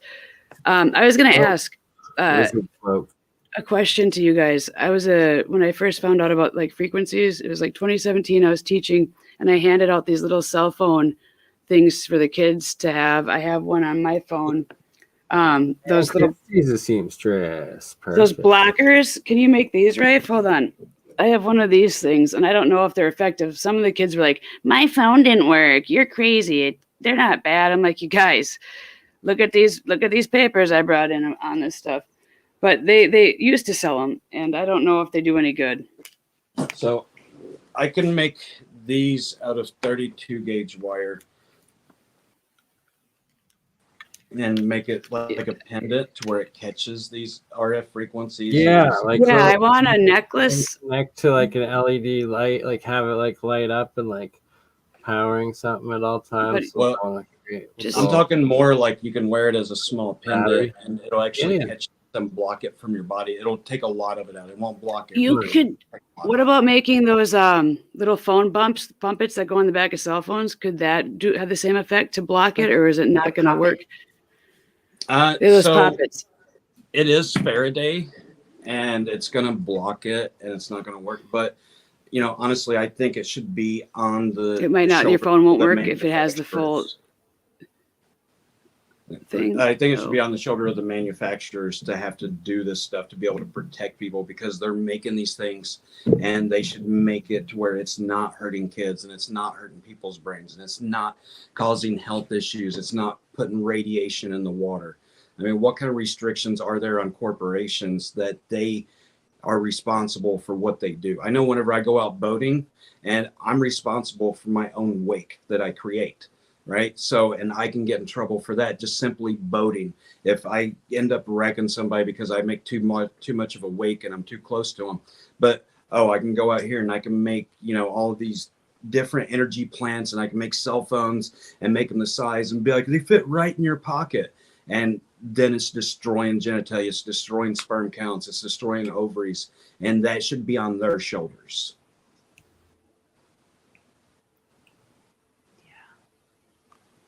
So, I mean, none of this is actual medical advice, of course, and just talking in the simulation that is reality. It feels like a rerun of the organic food controversy from like 20 years ago. Honestly, it feels like the same thing over again. What are you talking about, Simon? What do you mean? Well, it was like Brittany was saying earlier that you get what you ask for, right? So unless there's a demand in the public for this to happen, it won't. Because the companies won't do it, and the government is paid by the companies to do whatever the companies want. I heard something passed in 2020 where it was like a new thing that was mandated or passed that where you can now label a food organic, but it's really not organic. You guys know what I'm talking about? I think I remember hearing something like that. Well, there's also been stuff like controversy here where farmers markets were actually being filled with the same groceries as, the store. It was just being sold by someone who pretended to be a farmer. Crazy. Yeah, so you really have to be careful. Yeah, we kind of get the farmers that the local farmers markets here in Calgary. It's pretty decent. I'm working with a guy in England. His name is Simon Hinton. He's a master Reiki healer trainer, and he knows the government of Laos. And we're working on a project where I may be going to Laos and doing like a Really? 100-acre farm. I suspect that maybe some of those stupas and temples and sacred sites on these energy points that still have their gold domes and fractal ray antennas going up could be for healing and all sorts of things. So that would be quite fascinating trip there, good sir. Honestly, I have no interest in leaving the U.S., but if it's for humanity and actually better food, because the government of Laos said that food is the new gold, and I fully believe that. That's the reason I create. If you look at our website, we have the Grow Right antenna, and that antenna I've tuned it, and specifically to be able to catch the positively charged ions that are coming from the atmosphere and send those directly into the earth naturally. Now, whenever I create devices that's going to split the nitrogen molecule into nitrogen atoms, then the plants are going to be able to catch a hold of the top of it. Plus, I'm going to be using Rife technology for EMFs to help stimulate the growth of the plants to create natural breezes that were never there without them. And I'm going to be building these huge antennas like on the corner of every 4 acres on probably a 100-acre farm. And this is what I'm working out. And then I'm putting the machine right in the middle of those 4 acres to where these antennas capture all of the positively charged ions that are healthy for the plants, that bring in earthworms, that bring in snails, that bring in all of these different creatures to help break down the soil and create, it's what's it called, composting within itself. It's amazing. It's almost like those somatic gardens, like it's almost like what, like Starford's, like things grew very lush. Yeah. I'm gonna have to watch that all over again because I'm having some technical difficulties. I asked a question, I think, and then he probably answered, and I just missed. It was frozen on my face, and so I apologize. What was the no question? worries. I don't even know. It probably wasn't important at this point, but I apologize if I glitch out and freeze or cause any technical it should be better. I just went and put everything in airplane mode. It's StreamYard. It glitches all the time. I think it's all the Wi-Fi connected things that I didn't have shut off in the house. So maybe it'll be better now. But yeah, and the fact that I've got like plasma stuff all around my computers. Rife has coils and stuff all around his, and that we're connecting like from 5 different spots around. I guess just North America here, but still 5 different spots. It's gets quite glitchy. And then Ewoks and Woodies edit it and put all the glitched parts together and play them over top of each other. And yeah, it's fun times. Anyway, sorry. Yeah, Please Brittany, I mean, if you're studying soil and organic chemistry, I'd love for you to be a part of this whenever I go out, just to be able to do the test runs and everything else, test the nutrients in the soil. We can put sensors in there that give you live data feeds and, produce tomato plants that'll, like one tomato plant will produce over 1,500 tomatoes, and it'd be a huge help on the world. I think Giant is actually, he'd be great to have collaborate. He's actually doing that work and planning. Currently, he knows already what he's using, and he's a big soil guy versus I got really into studying tower gardens and like the PVC or different types of piping where you're just using water. And he's like, I'm a soil guy. And which is, great, but he had his reasons for it and the nutrients and different things like that. But the frequency and stuff, I know the hertz and the different things with that, he would be very much interested in that.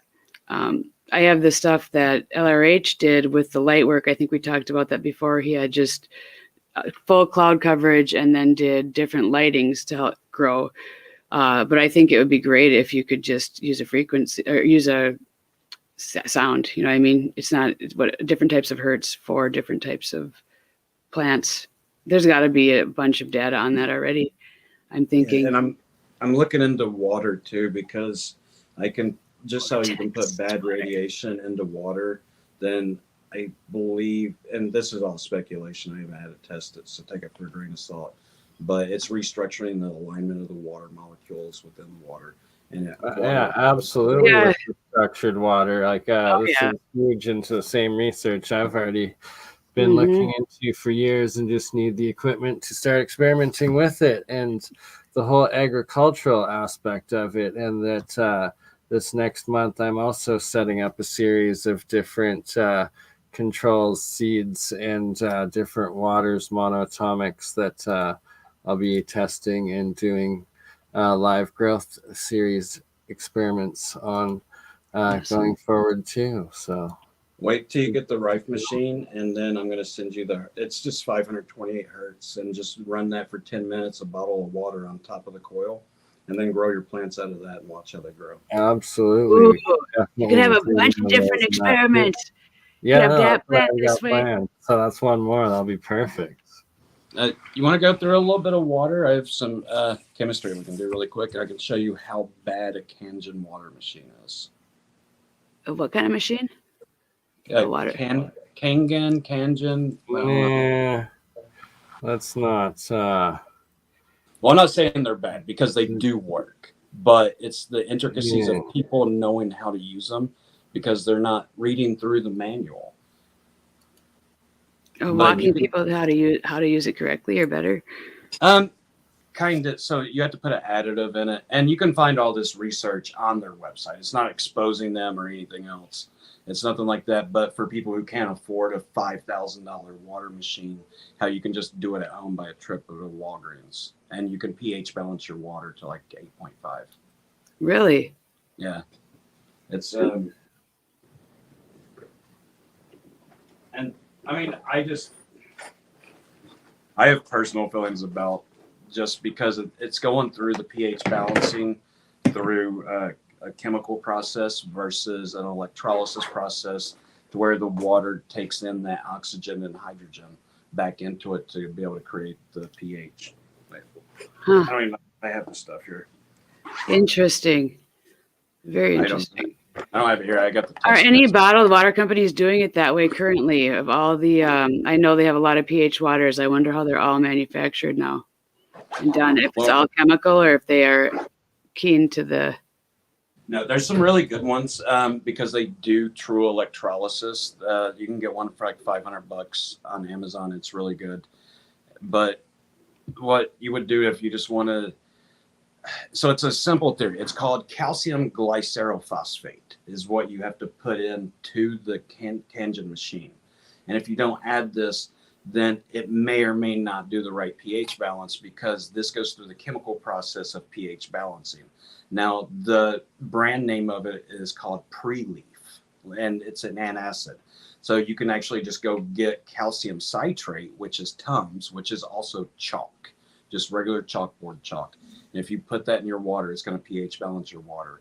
The medicines and speculation, again, I'm not a doctor.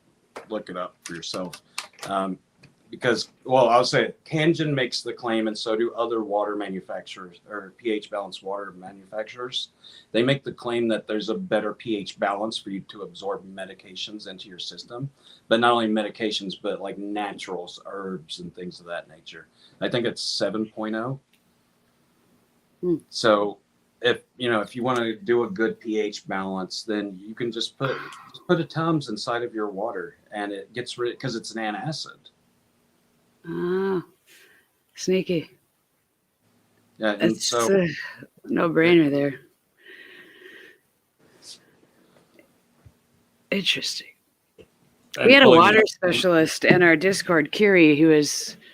I wonder if he's still into that. We should talk water one night too. I'm sure you've done that before, but like, we could go into like the cymatics with water, but also vortex water, electrolysis water. Different things. The holy water that can keep us alive for longer, that rejuvenates our cells. You'd think it would have to have some type of electric charge, though. Yeah, Kiri has that. Yeah, setting that up. So Bernie, if you look up magnetic water, then and I've never tested this. I've only done it through the Rife machine, but it's the theoretical process of putting two magnets on the outside of a pipe so that when the water passes through, it magnetizes it, but it realigns the water molecule. Ooh. Or the molecules in alignment. Now the Rife machine actually, it really just injects energy into it. And I've frozen the water. It makes a toroidal effect inside the bottle where the water's frozen. You can see bubbles, but they're elongated bubbles. Like it just freezes. Like yeah, I've done some of those experiments. They're quite fun, freezing magnet waters, and especially when I've combined coils with magnets and also the monatomics and stuff in it, all sorts of crazy bubbles, especially like minus 30, minus 40, right around this time of year. Yay. Burn, can I ask you, have you seen any of the plasma cymatic experiments with the sound? That they're gnarly.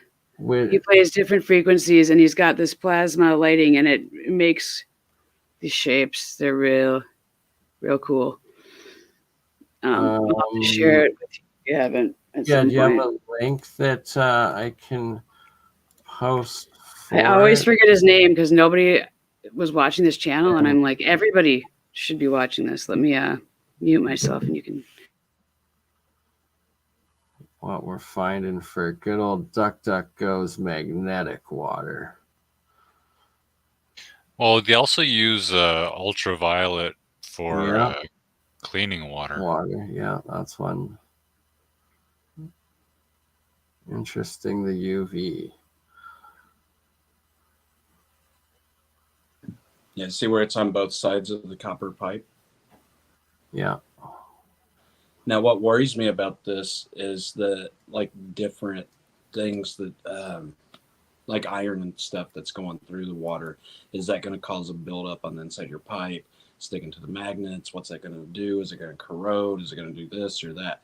So that's the reason I choose to use the Rife machine. But I think for growing plants that it may do better.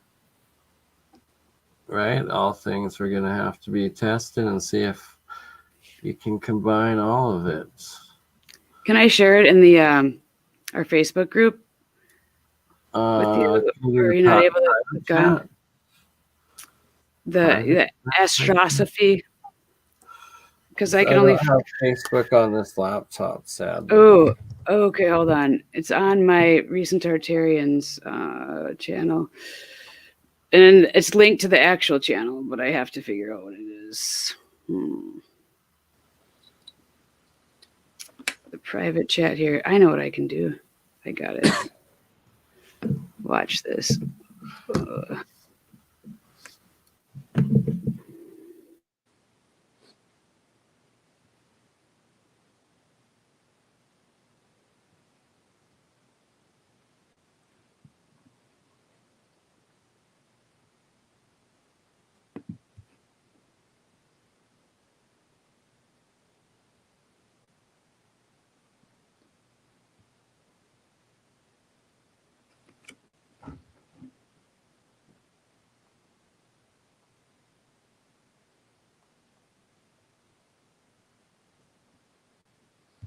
So, Bernie, what kind of stuff is it that you're growing now? Like, are you coming up on any new experiments that you're opening up to?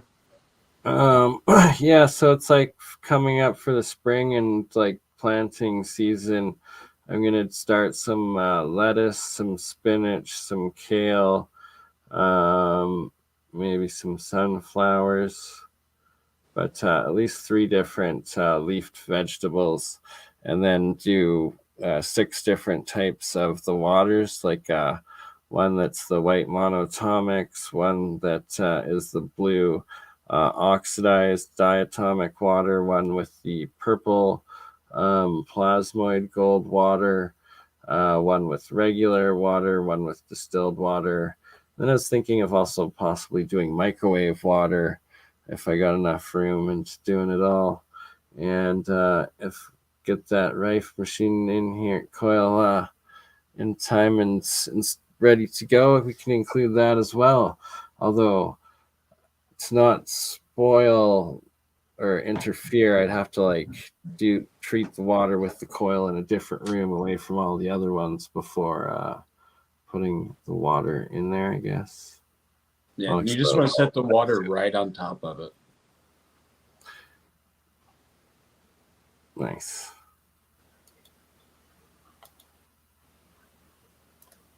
I emailed you, Bernie. I emailed you Brittany's link. Thank you. Well, it should be sent, but it's all delayed right now, and I sent it in the private chat.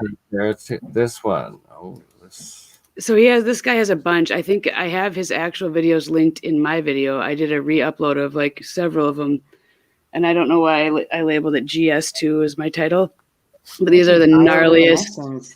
It is, but he's using it's all frequency. It's like all hertz. It's different. Really? That is beautiful. It's my favorite channel that ever like had videos. He's got hundreds of these. This is next level. Yeah.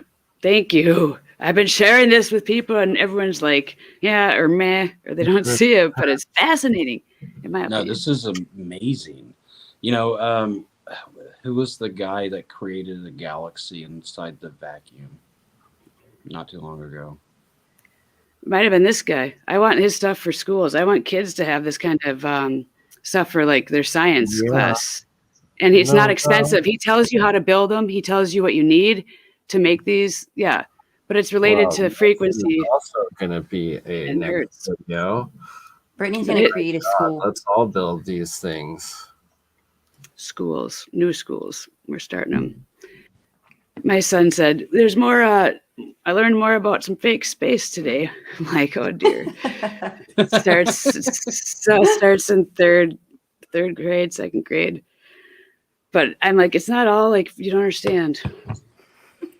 I don't know how much to tell them or not because they're going to be the weird kids at school. Like, just listen to your teachers, tell me what they say, and I'll try and do my best to explain other things along with it. Don't take this the wrong way, but I think if they are your children, they are probably always going to be the weird kid, regardless of what you tell them.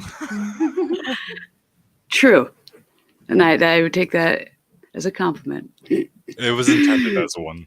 Oh, my God. Thank you. It's perfect. It seems like highly intelligent doesn't mean it means abnormal. Well, I don't know about that, but they will know some stuff. But then they might go into different careers. So if I would have known all this stuff, I probably still would have been a teacher, but I would have been an archaeologist first and foremost if I knew that there was things to still find. It seemed like it was all determined. Or then I would have been an oceanographer if I realized that the submarine volcanoes were that crazy. Or, I mean, there's geologists that I hated that in school, but now I'm fascinated by rocks and minerals. But volcanologist, obviously, would be my hertz waves, other top choice. Hertz. There's a lot. Projection, correct? But yeah, we can learn now and then hopefully teach the youth what we're learning. And that's my plan, is to take a lot of you people and use you in our schools. Blows my mind how much it looks like a heartbeat. Right? Yeah. Oh, yeah. So he's upping the hertz here. Yeah, I don't get to see any of it. I'm sorry. I didn't know you guys were watching a video. Let me mute myself again. Your video. This is like the one you had, your G2 here. It's you're saying this is hertz cymatic frequency we're seeing. This plasma waves, Brittany?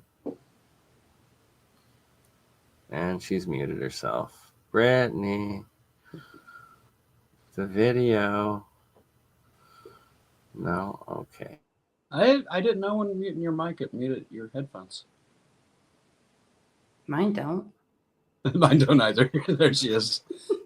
No, I can't see anything or hear any video. Time and space. You can't see the video. I'll take a picture and show you what I video, see. so, I'm going to watch it on sorry. YouTube. Oh, shut up. Sorry, it's playing your video of like the GS2.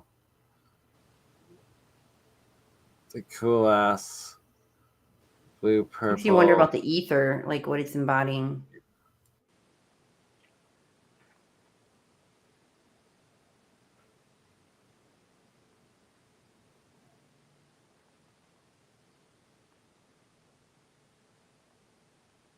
It's dancing.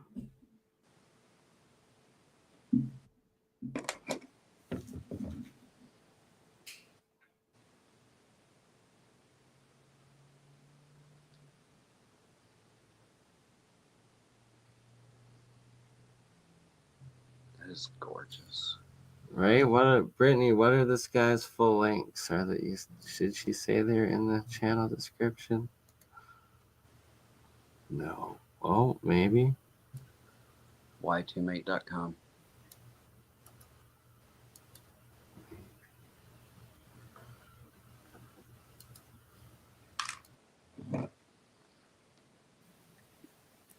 He's got a different channel. This is my vid, so make sure you promo the guy. Yeah, that's what we're asking. What are his actual links? How do we get some more of this?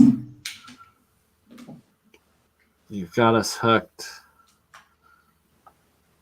What is I'm gonna this? get a projector and project it on my wall as I fall asleep. Yeah, I want to know how he accomplished this. Like if this is coming out of a speaker. I'll tell you. Like this is coming out of a speaker. If you can find his channel, because this isn't the one that has a link on it. He tells you how he does everything. He tells you how to buy, what to buy to create it. I'll find his name.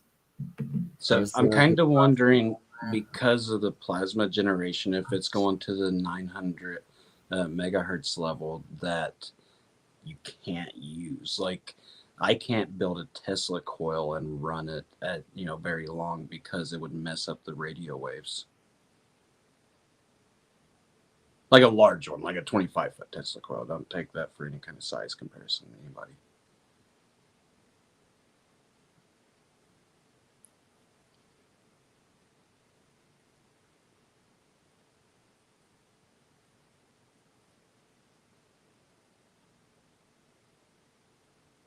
I'll send the cooler. I gotta send that one. And thank you, Mo Sampson. Share this tab. Share this tab. No, share this tab. Share this tab. Ah, this is the channel, correct? How do you pronounce that? Schiermeyer? I'm not even going to try it right now. I've got such bad cotton mouth. These are beautiful cymatics. Yeah, there you go. You found him. Okay. I've done this with sound waves in a cubicle form to where I put tweeters and I hooked up amplifiers. I always blew out the tweeters, but I would take dandelion and do mortar and pestle, break them down, magnetize them, and then you could create the cymatics and a 3D effect up on that dot of the pollen of the dandelion. But this is way above that. He has little like the more small scale ones too. I sent this to, I don't know if Julie can send you that one, where he's just kind of like looks like he's in almost like a petri dish. Okay, I'll send it to him. And so these ones I think would be easy to do in schools, or if we sent kids kits to do these at home and explain the science, or have Jeremiah or Rafe or Bernie, anybody. But definitely the kind of thing that'll get their attention. Get you interested in things, right? Do you see that plasma arc coming off of that? Yeah, plasma arc and the flame, like, woo. So what he's doing here, whenever it slows down, it looks like it's close to ionized propulsion because of like the antenna that comes off, and that's what that's exactly what it is. This is air ionized jet propulsion going circular. It's creating electrostatic. That is really nice design. Yeah, it is. It's right? Like my mind is blown, like, woo, I love it. I like it. I want some more of it. See where that arc is coming off. So he has it positively charged in the center, and then the outside is the negative charge. So it has that differential for it to pull that energy out. And it's moving. It's just ionized jet propulsion. And this is what I want to be able to do to create a drone that is, it's like the airlift. You've seen airlifters, Bernie? Yes, I have. This is just on a way better scale. Yeah, this is freaking amazing. He goes through the setup and everything. I'm sure you could figure it out from watching this part, but yeah, the dude, not very many. I don't know how many views he's had now, but when I used to watch these, there's like 200 views, and like 400 views. This is the most amazing thing I've ever seen. But Well, it's like pretty much everything else in this community, where you get like true. a handful of people who like really get Right. it, and then everybody else is just over their heads. Like this, this is pretty cool. I like watching other people's dope experiments and learning from them. Okay, so if you look at the angles of what he's rotating on his gyrosphere versus the outside, it's not symmetrical at all. He has it on two different angles. So it's a, what's it called? Complex, like trigonometry, I think. Compound? Yeah, compound. I'm sorry. Yeah, compound angles. So he's got the two that's going off the top and off the bottom. That's the reason we're seeing two different sets of arcs. We're seeing one at the top end, and we're seeing them hit the top end of the negative, and then we're seeing the bottom end of the negative. But that's producing that spin. That's the reason he's able to do this. This is amazing. This is absolutely amazing stuff. Thank you for finding and sharing this. Like, I want to see old. some more of it. Yeah, like David. These are really old, aren't they? Yeah, DS. That's why I have it. Okay. Everybody go to that guy and sub and shout out. Oh, good. He's got thousands of views now. But to me, I was like, this should be a viral vid. We got to get all of these to millions of views. Come on. Let's get him on the show. Get him on Real Science. I already asked him a long time ago. But everybody go hit up his comments. Go sub to tell him. him to do a Real BurnEye. Science. Say get on Real Science, because these are like a few years ago. I reposted it 2 years ago, and I think that was probably when they were pretty fresh. And I had him unlisted because I didn't want to steal his stuff. So that was a standing wave 1 cymatic. month ago. Music on Water. Is he still making videos? I lost his channel. 1 month ago. And sweet. Number 18 like, and this video we will also share in the live chat for everybody. And he's gonna be in new schools. He's gonna be in our new schools. That's what I asked him. I think if you see, there's probably messages that are like, "Hey, would you ever want to be in our schools?" It's so beautiful, the music in water.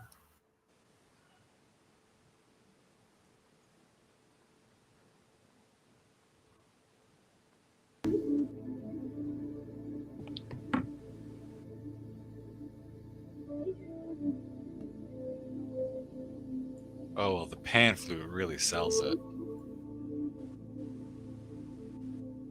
Wouldn't be legit without pamphlet. Totally.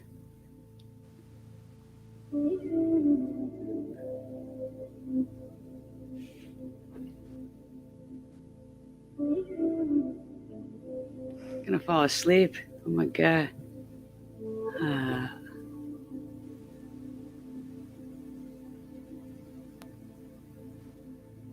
I love it. You can combine. It's like come on. It's music and it's like science music. Cymatics, electrostatics, plasmatics, whatever you call everything. For science of sound, we need them.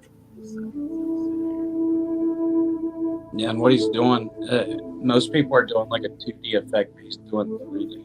I'm kind of wondering It's great. Generating this to go through at that nature. Find the how-to video. He explains it in one of these. After we're done watching this, It reminds me of the cross section of the fiber optic cables they use for internet and stuff. Yeah. Yep.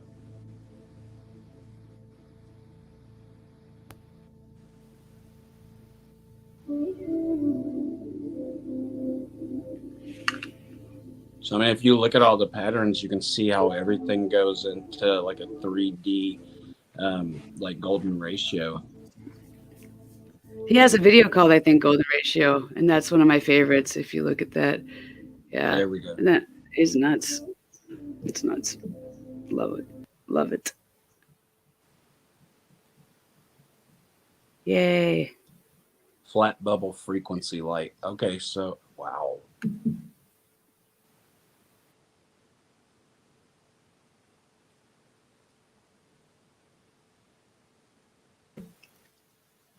It's like looking at it gets your brainwaves in theta brainwave mode, like really starts to open up. Imagine projecting that on a Mhm. giant wall. I thank you so much for showing this. I've seriously been trying to get people to watch this, and you guys are all awesome. I don't know if people know this, but Julia has a great ability. This is a to great put old herself learning in time. data. Sharing is caring. This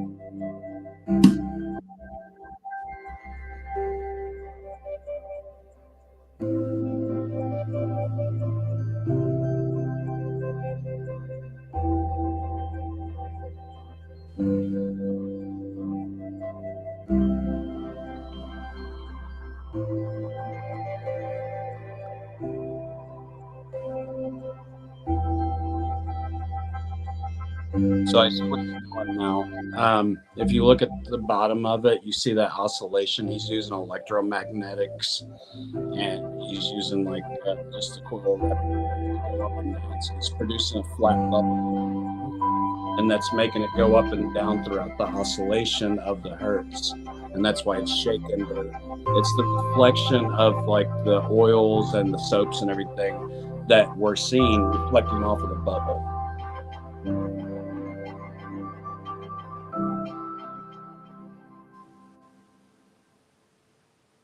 very fascinating stuff. It's almost like looking at a hummingbird moving all over the place. Bunch of hummingbirds dancing.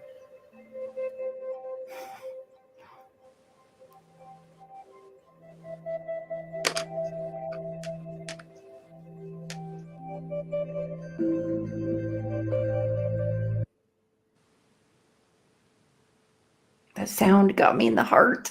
It got me in the heart. You can actually feel those specific frequencies. They have power. I think I can do cymatics right now, actually. You can? Yeah, okay, so this right here. Oh, it said it was an ad blocker, and I didn't get an ad blocker. Uh-oh, what did I install? Oh, dear. So the big pink board up on my wall, this is a speaker. But this is foam insulation that goes inside your house. So if you look on the rear, this is an audio exciter, and it's on it. Like, this is just regular Pink Panther foam insulation, and I have it hooked up to a small amplifier. And this is a better speaker that you can build for $30. That's better than Bose speakers that are $30,000. Here, if I can get some, what's it called? Crank that up. I want a demo. I want to rock out. I'm just kidding. I got to find, what's the name of that music that you can use? What's that? Step, play some dubstep. Some music. Oh, you could send you DJ beats. I have some DJ beats I made that have some bass. Okay. They're terrible, but I use them for my videos when I used to make truth videos. I had to make my own music. What is We'll do it in a Science of Sound episode. Yeah. More planned out. I will make some music for you to test. Yeah, I'll do some bass beats. We are 3.5 hours in. Oh. What is that music called? Because this is so amazing, but you guys wouldn't. I don't know if you'd be able to hear it because it's picking up off my microphone. But DNB, just some good old drum and bass. No, it's got to keep you monetized. So it's got to be fair use. Do fair use DNB. So we'll have to do it on the Twitch streams. So yeah, today. We'll do it. We'll do it on the after hours of the Science of Sound next weekend, live on Twitch. Get the guy on. Get this David Schwimmer guy. What's his name? And I want to ask him questions and tell him he's awesome and that we want to use that stuff in schools. So I think if I turn this up on its side and I put sand on it though, and then I play frequencies that we can see the actual sun. Oh, those are sweet. I want to see That's those. where I said too. it to, and I got sidetracked. Yeah, definitely come back. That is a science of sound. I love the cymatics on the So sand. I have to insulate it with like cloth. So I'll make it totally level and I'll insulate it with a cloth to where it doesn't hurt the sound. And then we'll throw some sand up on it and see the different frequency patterns. Nice. Let's see.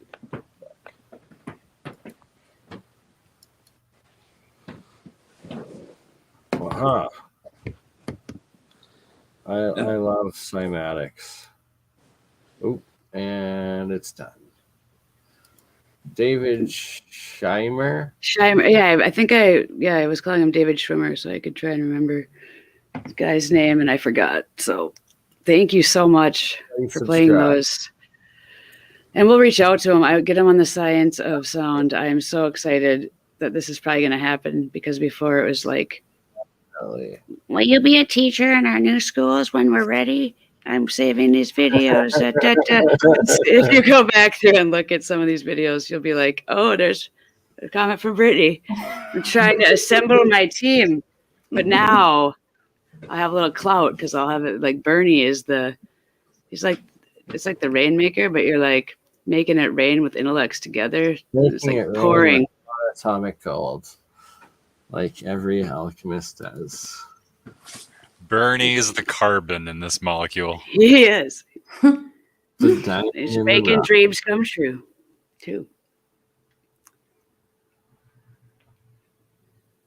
But really, we all are together. You know, it's that manifestation, power of projection, law of attraction, law of one. You know, You're good at networking. You're a likable guy, BurnEye. You're just weekend at BurnEye's. What can you do? Yep. It's good. It's good stuff. It's hard to say, like, no, you're like, come do a show. We're like, all right. It's pretty laid back. Exactly. And New Year's was a fun time. Drunk tonight, it was a great time. Yeah. We're already 3.5 hours in. You're gonna have to have Julia do your astrology reading for all your followers. Yes, that's gonna be fun. Like when you have get that done. When's the next full moon? Oh, I don't know. I know every full moon we should have a parasite party. Yeah, a ladies' night thing. Parasite party. Parasite purge. A parasite purge party. There we go. The night before a full moon, and to make help elevate our DMT levels. Walnut shots.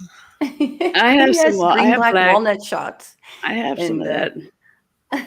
Some ivermectin paste to lick. Hey. It's good. Thank you for reminding me there's a full moon at some point. Usually I'm just I think it's the 5th? Crabby. Oh, wait a minute. It's in a couple of days, right? What? I'm supposed to be really crabby right now. This is the first 2 days before a full moon that I haven't been like oh, well. Yeah, but you did your shadow work. You worked on your shadow this week, so given my day yesterday. I think that counts as highly emotional. He's working on these. Very important. What he's doing here, this is a resonance antenna. And if you see that he's got the Fibonacci sequence built into it, that's like the cochlea of an ear. And this is how I have all of my, whenever I design my coil, I build that into it. So, but if you were to build upward, then it's going to work like a transformer, and it's going to be able to self-modulate the different carrier waves that go through it. So you're getting on different levels of harmonics with it. Also, I apologize if there's ever a video playing. I don't see the video and I don't hear the sound. So I've talked over tons. It is muted. It's all good. We're just playing it in the background. Well, before I did too. And so people are like, who is that dumb idiot that's talking over this beautiful stuff? I can't see it or hear it for some reason, and the other people can. How does it sense the bioresonance? Sorry. So it's correlating with the bioresonance of the body because the body has the Fibonacci sequence that's in there. Good. Oh. So just like you would tune two coils to work together and to be able to talk to one another, just like a chi coil on charging, you have to be able to match the resonance of each coil to be able to induct electricity. So that's how you can do EMFs into the body and make it resonate with certain things. This is where a lot of Rife machines have went wrong as well, because they don't have this math built into it. And even the length of the wire is going to matter, right? Because it's going to change the frequency. And the amount of turns, that. Yes. So whenever you tune a coil, then I think it's like the diameter of the post that you're wrapping around and half the diameter of the wire, and you multiply all kind. I have to look it all back up again, but that's how you figure out the tuning resonance of your coil. So are you winding them all by hand, or? Yep. Okay, so we're gonna have to talk about potentially setting up a machine to do that, CNC. Yeah, I have a good layout because there's a good possibility I'm opening up factories like all around the world within a couple of months from now. And so I'm going to be using stepper motors to drive the base plate back and forth. And then I'm going to use another stepper motor to turn the base plate to where it's wrapping it. Plus I'll need another stepper motor to be able to feed the wire so it's going on there correctly. Can that be automated in any way? Yeah, that's what the machine would do. This that can run on basic Arduino or something, so it's not that bad. Okay, I heard stepper motor, and I'm like, you gotta step on that one, and you step on that one. So no, so stepper motors, the way they work is that they're locked in every single position, and so when you tell it to move forward one notch, you know the exact number of degrees that it turns. So this is why it's used in a lot of machine tools, as opposed to using a servo motor where it's like a normal motor, but then you have another component on it that then just tracks the position of it, which those are also used a lot, but mostly in really big machines, not the small stuff like printers all use, like the 3D printers, all use stepper motors. Okay. Gotcha. Whoa, this is blowing my mind. What video is this? This is the same dude. This is all I watched for like 3 weeks. And I was looking at certain patterns like that and certain it opens you up and takes you places like it. Yeah, Julia, you'll have to like project this later and tell me where you go, because I would watch it and I was like, I went to like school. It's just like sound, like certain sound can take you and project you to some powerful places, but it's about in what order, and so figuring that out. I want to say this is done with ferrofluid. I think so. Campbell, welcome. Oh, Simon, that's a great idea. He explains it, I think. He'll tell you how he's doing all of this if you go back to his early videos. So I started this way. Then I went back to his first videos where he was just getting started. And he's like, this is what you need to buy. This is what you need to do. Now we're going to do this. And he tells you exactly what he's doing. That's so gnarly. Look at that one. I can see the video now. Julia and I could do this out in California in a couple of days if we can get some iron ferrite. If we can find a place to buy it, and then we'll just get a glass plate. We could ship it. We'll put it on the glass plate, and we'll run it over top of the Rife machine, and you'll see the modulations. You guys, I'm going to be levitating. Okay, I'm just warning you now. You already are. You're like flowing back there. I love this. This is my favorite. Real science. We're making it happen. Thank you to David. Swish, swish, swish, swish. Yeah, thank you to the three. We'll call him DS. PayPal. Schwegermeyer. Schwegermeyer. David, if you watch this. David. We love David. Big fan. Big fan. I'll post this. Come on the Science of Sound. He's probably wondering why no one else is doing this, or maybe he's already in schools or colleges and like giving presentations, or maybe he's got the shadow band issues. I don't know, but I thought it was cool, but maybe it's just a little niche audience like us, and then your people in the chat. It's a hidden secret. This guy. Not anymore. Not anymore. Yes, right? I'm so glad. It's a party. All the YouTube gems. He can give me half of his proceeds when he's famous. Because I'll be like, I recommended it. No, we all just have to build our own of all of these devices. They teach I- us. He does. I He mean, does. I want to have him on because he seems like a really nice guy because he's just making these Right. things to make it. And yeah, but I don't do that. That's Bernie's job. Bernie's going to get this guy. Hopefully. We'll see. I don't know how you do it. You just somehow all of a sudden. It's going to happen because it's just meant to be. The universe shall will it, and we will will it into being. And yes, we're doing the Science of Sound again next weekend, as well as the next Hutchinson crystal battery cell episode finally next weekend. Cool. Yeah. Lots to come. So much to come. Sweet. All right. Well, thank you, Bernie. Yeah. Yeah. And the full does moon anybody is in 2 days. So if you want her to do your, if you want yes, to talk to we the will- Astro Girls, let us know. Yeah, the Astro Girls will Smart be doing Astro my- Girls and the dumb the Astro Girl. Girls will be doing my reading on the full moon. I will be getting Sunday. my All right. astrology read again. As there was another one done, but it When was that? recorded, but Yeah, I we did haven't it. published it. No, I've done Oh. another one too. I almost cheated on what you girls with another well, I guess I got it. Anyway, different- Busted. publish Busted. it. You'll be the first to do live, so you're good. Wait, so you had it done, but not by Julia and D? No. Okay, it'll be It interesting was to someone see my if mom they're forced me different. on. My mom forced me to do it. I swear to God. She recorded it. Like, I was like, Okay, that's funny. I want to compare the two. That would be great. right? Exactly. What if they come up I with totally swear. different things? Who But the same. knows? We'll find out. It's on my mom's computer, as I swear to God, she forced me into this. Don't let Julia and D see it. I want, you know what I mean? Don't We put could it do up a there. show on something Come else. afterwards. It'll be amazing.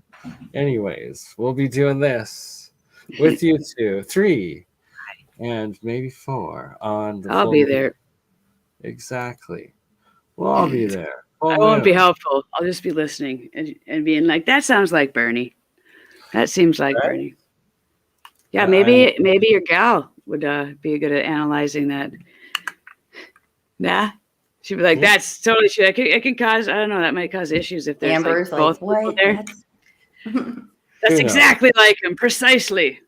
We'll see how the universe wills it out to be. Yeah, we shall see. Bernie and the smart asses.